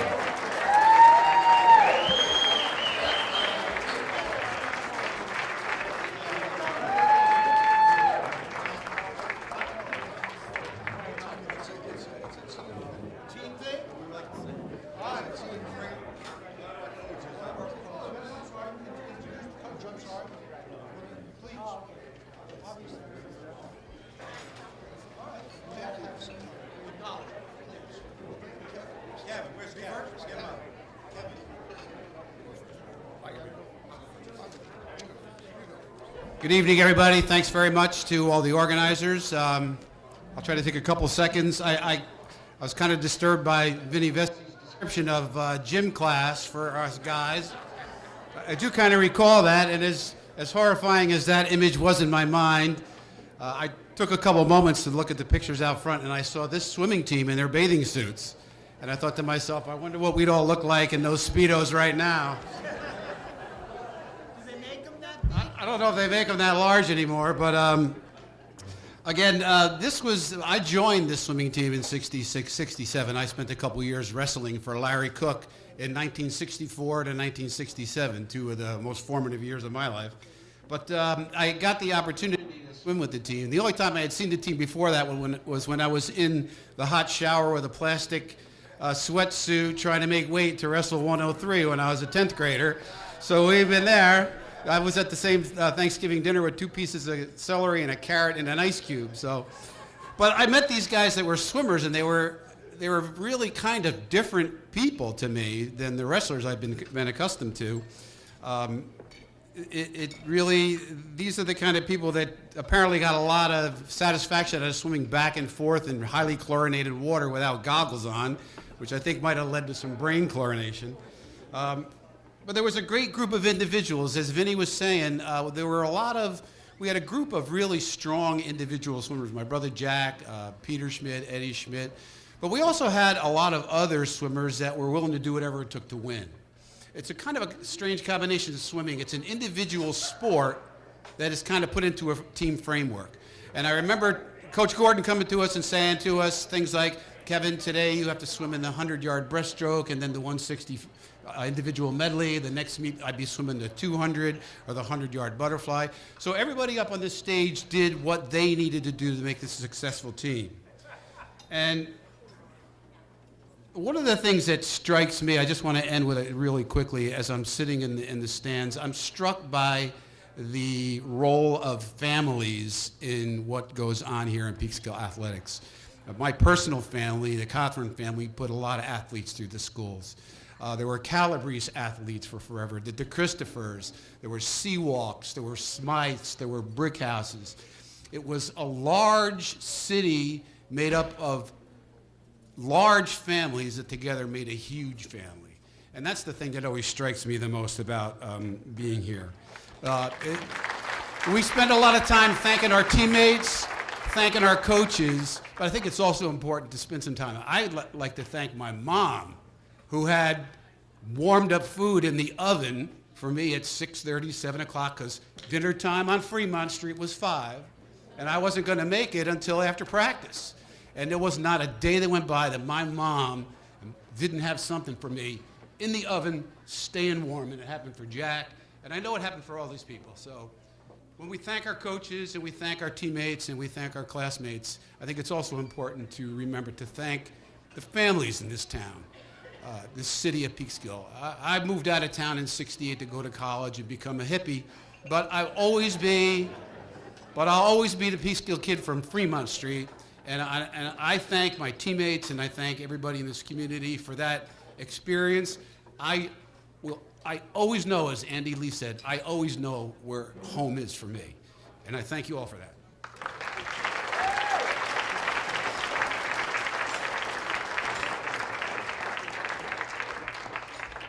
Good evening, everyone.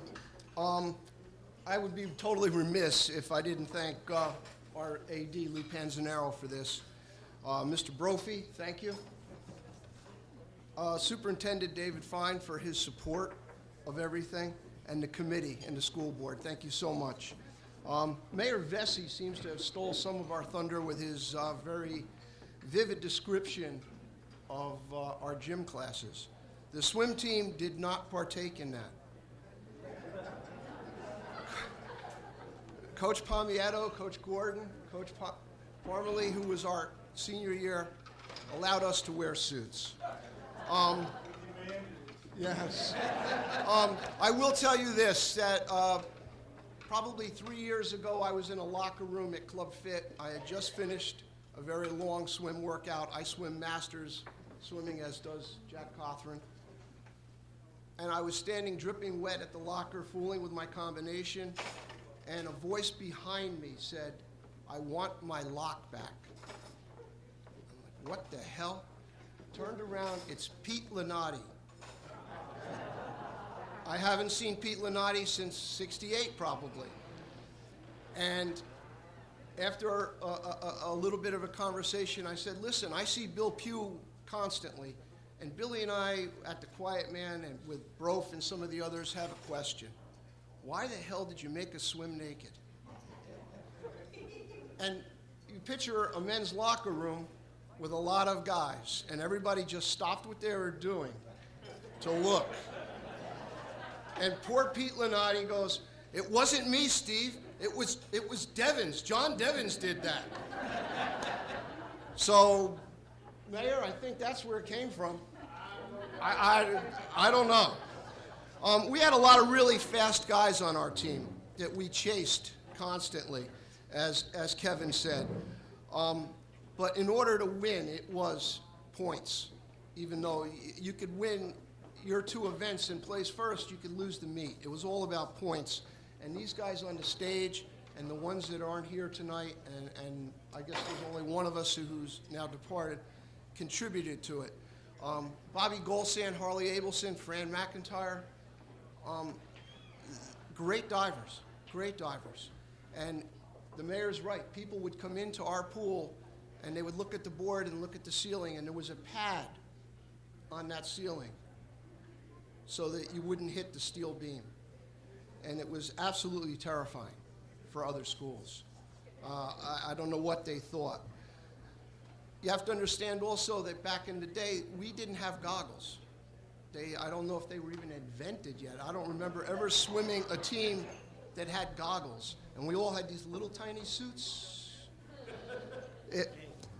They fit. A 20-yard pool. There really aren't any 20-yard pools. Lane lines. As Jack Cothran reminded me, our lane lines at the time were basically rope and not much more. and the lanes, we had a 4-lane pool that wasn't truly 4 lanes wide. If you had 15 people in the pool at one time, you were banging into each other, and we had 20-something people. It was not an easy thing. We trained back then with maybe 2,000 yards.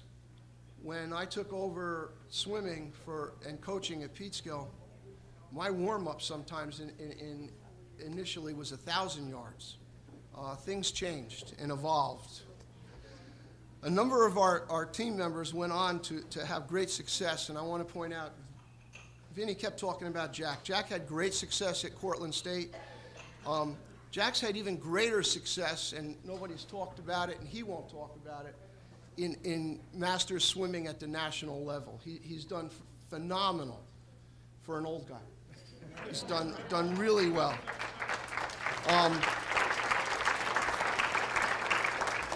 But thank you all for being here. I'm truly humbled, as I know we all are. We're all truly humbled by this, and we really, truly appreciate it, and thank you. And I think, Jimmy? No? No? You're good? You'll go up? All right. Thank you, Steve. A couple of quick points. As Vin was outlining those were actually the tryouts for the swim team. Coach Devins and others would line everyone in the school up, and however you turned out. But you heard a lot spoken of this evening, and I just want to say how thankful and appreciative we are for this recognition. The opportunity for us to really have a camaraderie among people who grew up in the same town, who hung out in the Depew Park, and really this all predates, as Steve mentioned, any kind of formal training program. There was no interval training, there was no formal kind of training that we went through, but yet the results were really phenomenal. And you really, just speaking to the team now, is just think back. It was literally a cloud of chlorine gas hanging around the pool each day. That's if it was clear, if we were lucky. And also mentioned the fact that we didn't have goggles when the practice was over and we came up the stairs and into the gymnasium, and for the remainder of the night, you just saw rainbows around every light. So you walked through town, you walked home, you went back to do your homework, and all you saw for the remainder of the night was this rainbow as a result of the chlorine imbalance. But the things that I'd like to just focus on now is that this team really represented the core of what became a great tradition in Peekskill swimming that's continued to this day.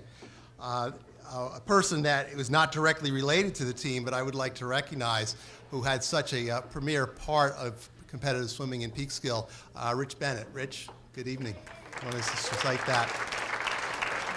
You take a look at people like Rich, and then I take a look at Jack Cothran and Ed Schmidt and Steve McKay, who continue the tradition today. And it really is a point of pride for each of us to have been a part of this team. So looking back over these many years, to come back here this evening is an honor, and I just want to thank the committee, Lou Panzanero, Dr. Fine, the Peekskill City Schools for this terrific program. Thank you so much. Folks, I'd like to introduce at this time our coach we couldn't find. Jack spent days looking for him on the internet, years, and I know Lou looked for a long time, but we're very fortunate. We shared a coach with the cross-country team. This was our senior coach, Coach Dennis Parmalee. Thank you, sir.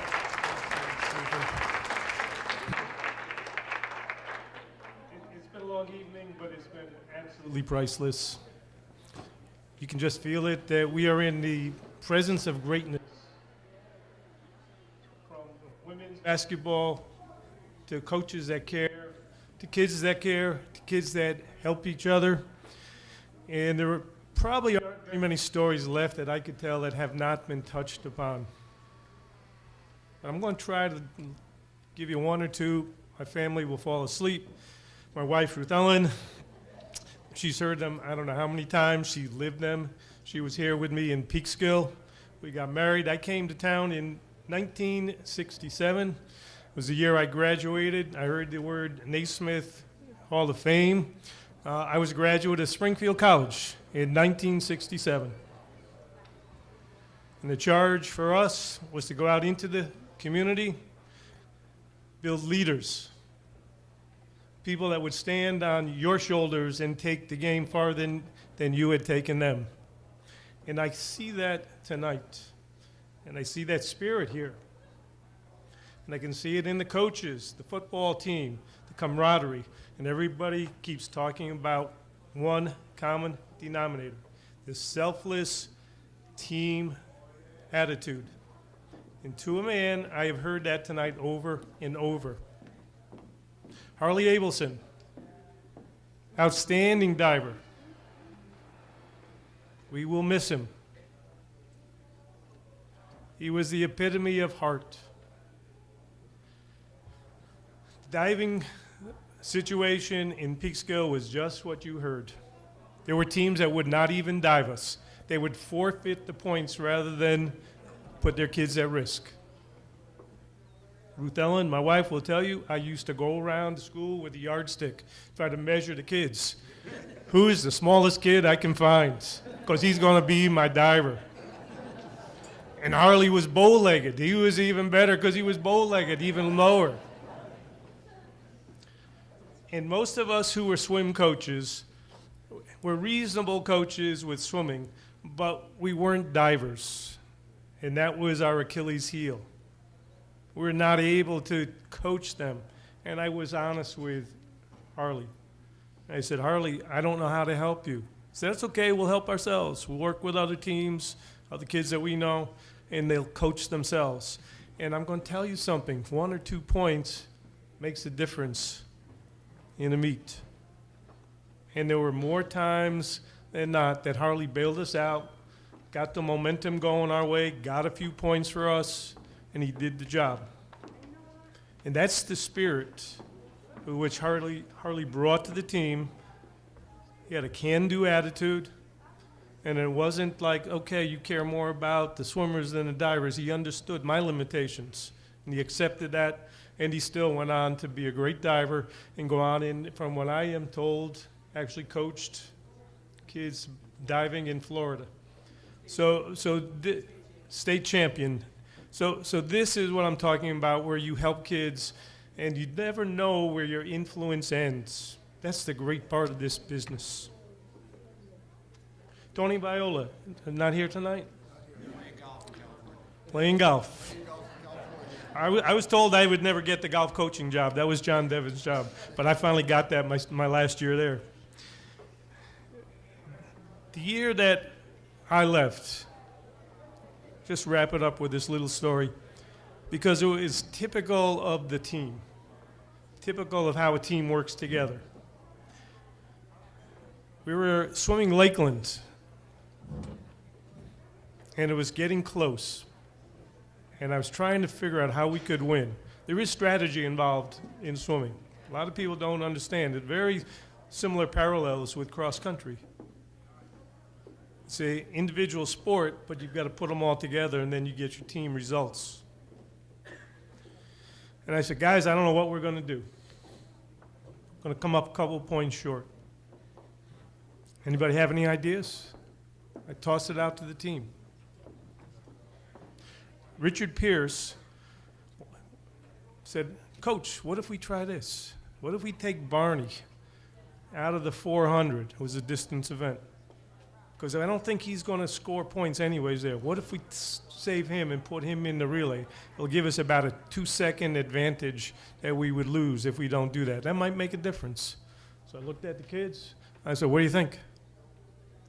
Why not? Let's try it. Sounds good. I'm glad I listened. Because whether we won or lost, it was still that team experience of working together. And not just coming from the coach, but kids and coach working together for the same prize. So we forfeited those couple of points, and we got down to the last relay. This was at Lakeland. Barney swam his heart out, one of his best times ever. and I knew if he could just hold us in there. Tony Viola was the anchor. He's swimming, got to go a couple laps. He's coming on the way back. I look at Tony. Tony gave me one of these. He was in his zone.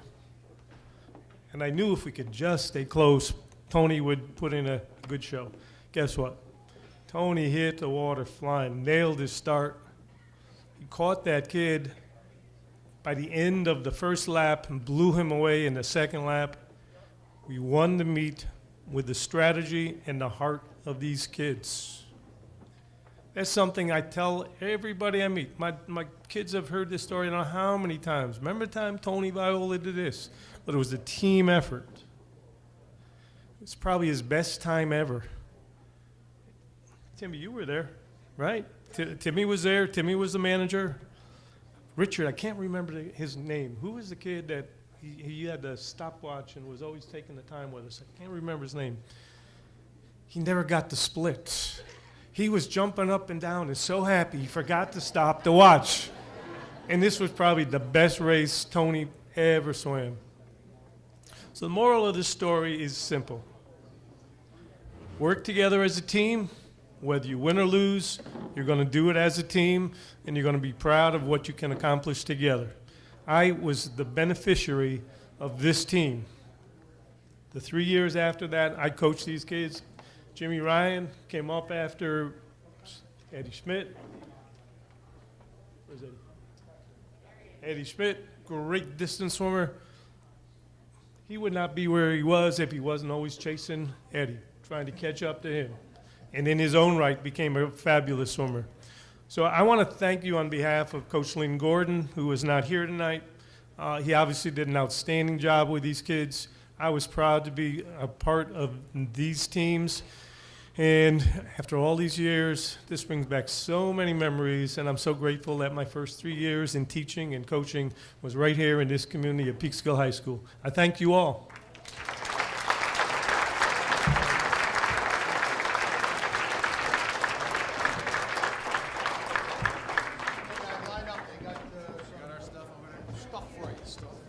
Stuff.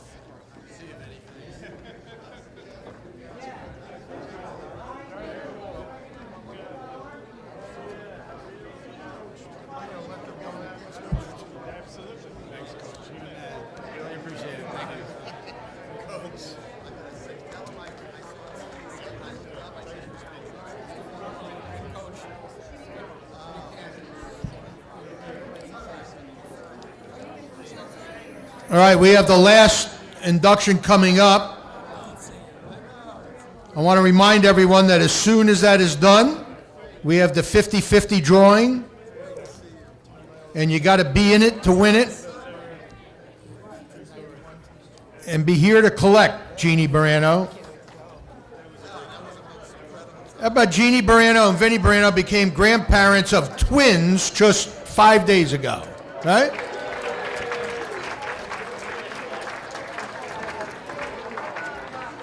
Little boy and a little girl.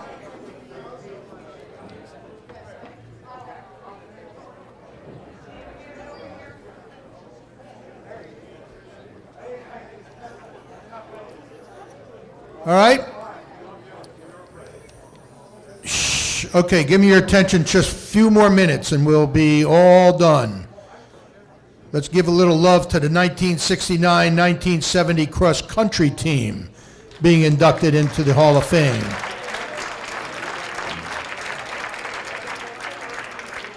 You heard Coach Parmalee just before. He was in his third and final year coaching this cross-country team. He went to Springfield College, as he mentioned, where I understand he was a swimmer and a golfer. Is that right? Now, everybody knows that golfers don't run, yet he comes to Peekskill and they wanted him to be the coach of the cross-country team. So what else would he do other than go to John Devins, who you've heard an awful lot about tonight, and find out, well, how do you coach runners? How do you coach cross-country? And the understanding is that at the time, Peekskill had a great cross-country runner by the name of Jose Rodriguez, who is already a member of the PHS Athletic Hall of Fame. So when Coach Parmalee went to John Devens to look for advice. The advice he was given was simple and to the point. And you recall that all the practices in those days, the football team would practice at Depew Park and the cross-country team would practice at Depew Park. So Coach Devens gave him the following suggestion. He said, okay, here's how you coach cross-country. First, you have Jose take the team throughout the course, and you sit around and watch the football team practice. That's how you'll be a successful coach. Well, it worked out pretty well, because during his 3 years as coach of the cross-country team, Coach Parmalee went 18-5-1, which is a superlative record, and the team we're honoring tonight went 6-1-1. What a year they had. You all know you got the program, so there's all kinds of detail in there that I'm not going to go through. But without going into all the detail that you can read, I will highlight the fact that at Brewster and Horse Greeley, Peekskill runners broke the course records at those two venues. In addition, the high school cross-country team achieved an incredible second place out of 16 teams, a very large field, in the Class B JFK Invitational that was held in Somers. It was written in the paper that it was the best finish of all time for any PHS team at a large invitational cross-country race. For those who do not know, each cross-country course is approximately 2.5 miles, and almost all the courses were pretty flat, except for the Peekskill High Depew Park course, which was one of the most difficult courses in the area to run because it consisted of a lot of changing terrain. Tim Farry, who was the captain of this team, broke the time of 12 minutes and 42 seconds. He broke that, I'm sorry, Tim Farry with a time of 12 minutes and 42 seconds broke the record of Jose Rodriguez, who was already in the High School Hall of Fame. That record was 12 minutes and 50 seconds. The next week, Mike Malloy tied Jose Rodriguez's previous record, but he never did get to Timmy Farry's record. In Class B at the Westchester County Coaches and Officials race, Farry finished 22nd, Malloy finished 25th. The Section 1 Class B meet, Farry finished 7th, Malloy finished 8th, qualifying them for the Section 1 Class B team, which qualified them to run in the New York State Championship race, and it earned both of them all-league honors. John Pappas qualified as an alternate for the Section 1 team. Is that the John Pappas I know that would have a hard time running from the driver's side of his car to the passenger side of his car? It's hard to believe. Yet it was a long time ago, right, Lucci? The 1330 Club that you heard about before was originated in the late 50s by former PHS coach Bob Sterling. It was a club for each PHS runner who had a running time of 13 minutes and 30 seconds or better at the Depew Park course. The list of 1330 members was not a long list, yet this 1969-1970 cross-county team had 4 of its members earn a spot in the 1330 Club. Tim Farry, Mike Malloy, Marty Matthews, and the aforementioned John Pappas. Special honorable mention, by the way, to Tommy Fitzgerald, who was not very far behind that coveted time. According to the 1970 PHS yearbook, this team was, quote, the fastest PHS cross-country team of all time. Ladies and gentlemen, please help me welcome the 1969-1970 cross-county team into the PHS Athletic Hall of Fame. They are Timmy Farry, John Pappas, Marty Matthews, Mike Malloy, Tony Duva, Tom Fitzgerald, Charlie Rogers, Ray Keating, Eric Neidhart, Rocco Lorenzano, Ira Rubenfeld, Roy Gordonier, and Kevin Coons, led by their coach, Dennis Parmalee.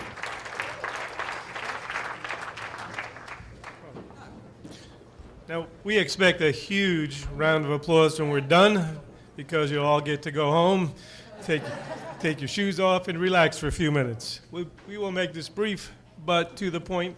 I think we can borrow a catchphrase from the football team. It's our 15 minutes of fame.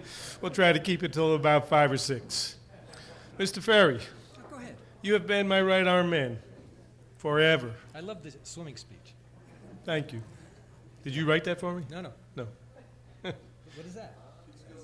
Swimming letter. You got his, and he earned every bit of it. M for manager. Jimmy Ryan remembers. Timmy embodies the spirit of growth. Somebody that was 5 feet, 1 inch, 12 pounds, soaking wet when I first met him. He ran every place. He never walked, he just ran. Whatever, going to the store, whatever, that was his locomotion. His mother can still remember to this day. What a wonderful person. They were the first people to invite me to their home, welcome me, and here I am, first year out of Springfield College, in a strange community, grown up in a suburban town, and I'm in a strange place, and how did I get here? And the day before school starts, John Devins comes up to me and he said, "Son, how would you like to coach cross country?" And I said, "Do you have ski slopes around here?" And I hope you're joking. And I said, "Yeah, I'm joking. I know what cross country is, but I've never run. I'm not a runner. Don't know how to train them." He said, "That's okay. You've heard the story of what happened. That's a true story." I said, "Well, if that's your expectation, I can certainly do that, and I'd hope to do a little bit better." So I realized very quickly that I was in over my head, because I'm only 4 years older than these kids. I still call them kids. My wife said, "Why do you call them kids? They're not kids." I said, "Well, in my mind, they still are." Today was a rude awakening for me when I saw a few of you. I said, I better go home and look at a mirror and see what I look like. This really is a trip down memory lane.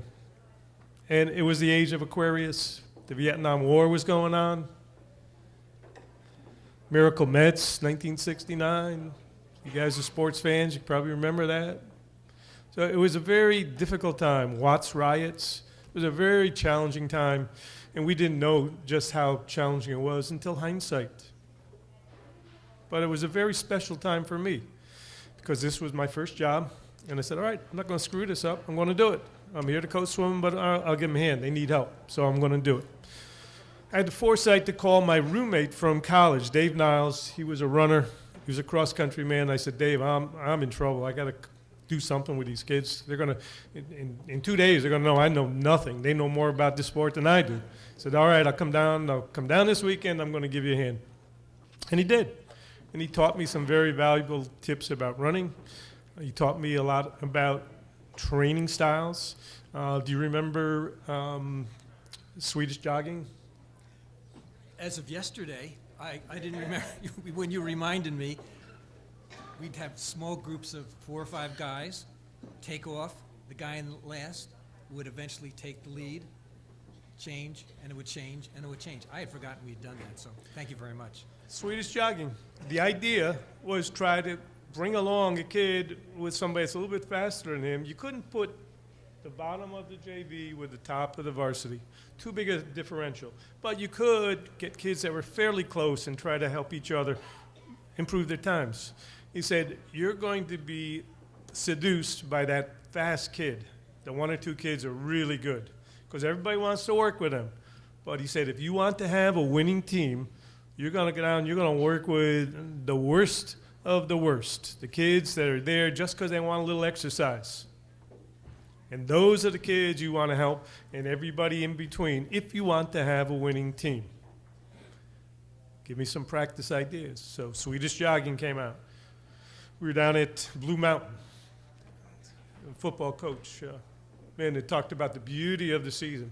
My God, there's nothing better than going out at Depew Park when we were there. The colors out there, it was just charming. To this day, I remember it. And we would run loops at Blue Mountain, up the hills, and Dave said work them down the hill, because everybody can run up a hill, but nobody knows how to run down the hill. You want to pick up time?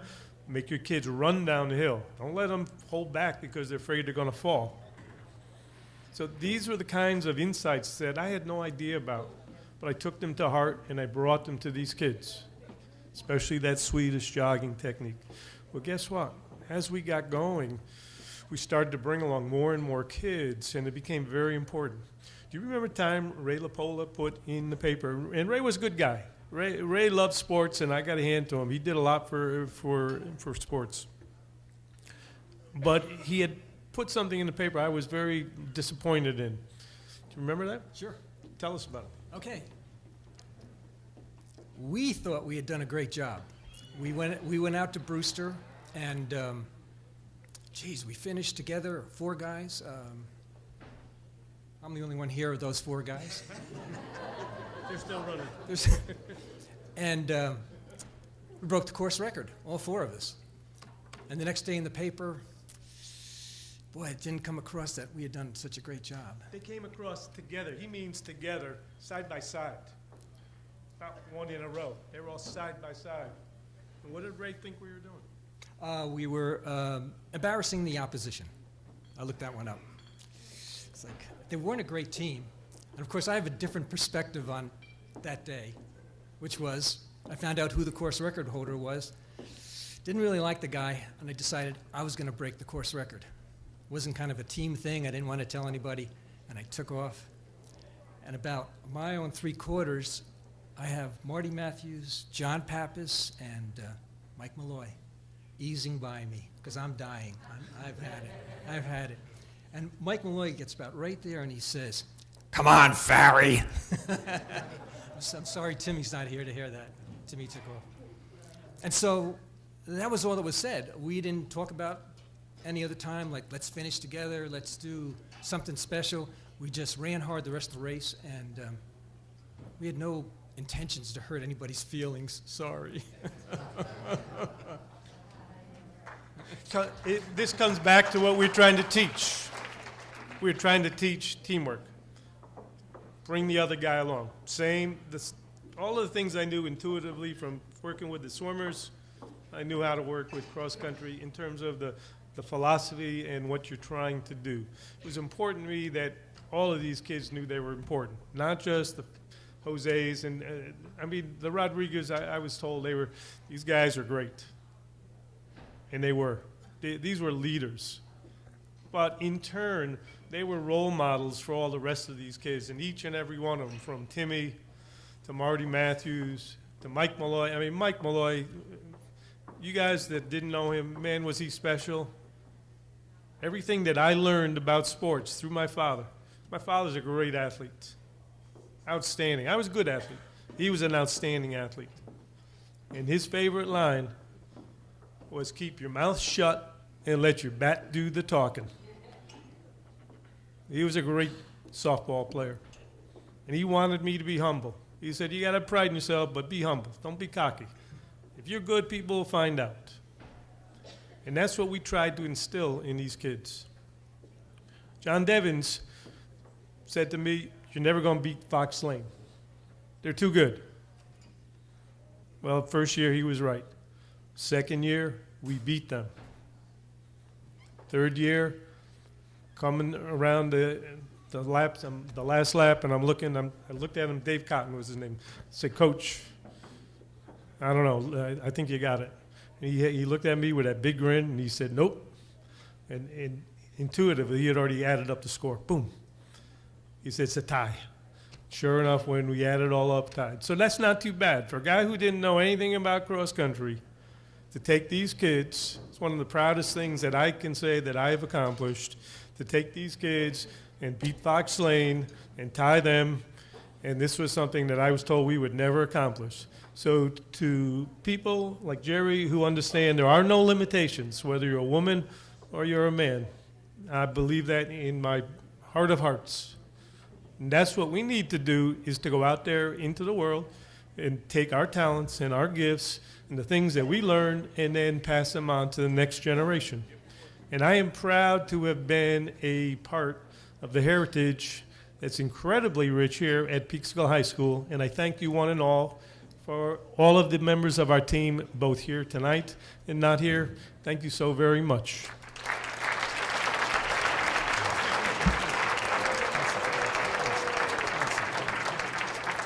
Now, Matt Malloy didn't talk about his dad too much because he didn't talk about much of his running career. Last year I went to Mike Malloy's wake. I was 2 years older than him. And after we stayed friends, we house painted, and I see the papers, and I go to Timmy Malloy, and I said, was Mike all county? And he said, yes, multiple times. And he'd also finished 16th in the state. He broke the 2-mile record. Mike never mentioned any of these things to me in all the years I knew him after high school. He was special, and I want Matt to know that. Special guy.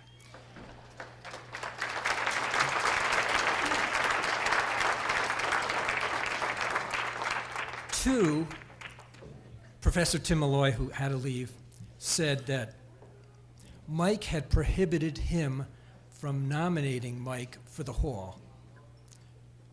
And I'm like, why? He's obviously a shoo-in now that I knew his background. And of course, Tim and I worked together and put the write-up together. It was just great working with Timmy Malloy.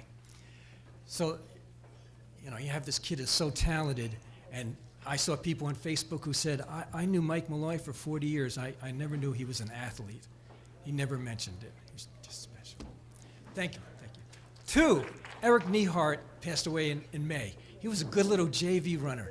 And there was a JV race at Depew Park. About halfway through, Eric's in second place by about 20 yards. Kid from Fox Lane is winning.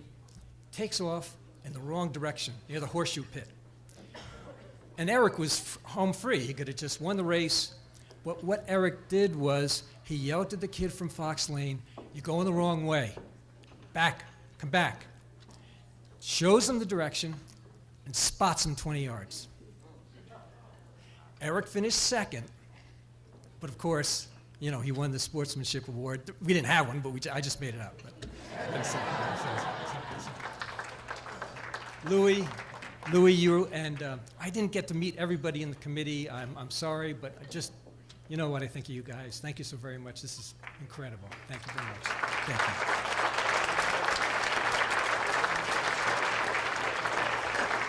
Thank you. Thank you. Thank you. It was an honor. And before you go, I want to talk to you about your dad personally. The guy was incredible. I mean, I loved him. I love all these kids. I love my swimmers. What a trip down memory lane. If I had to end this with one song, and I'm not going to sing it, but if I had to end it with one song, "You've Made Me So Very Happy" from 1969. Blood, Sweat, and Tears.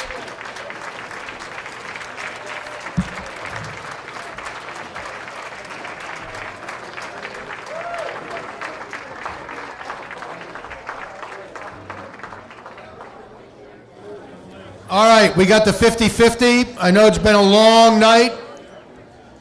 Let's have one last big round of applause for all those inducted here tonight.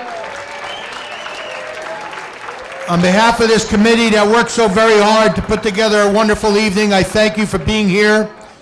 And we'll end it on a positive note with somebody winning some money. Thank you all for coming. Hopefully we'll see you all back again next year, supporting another well-deserved group of inductees.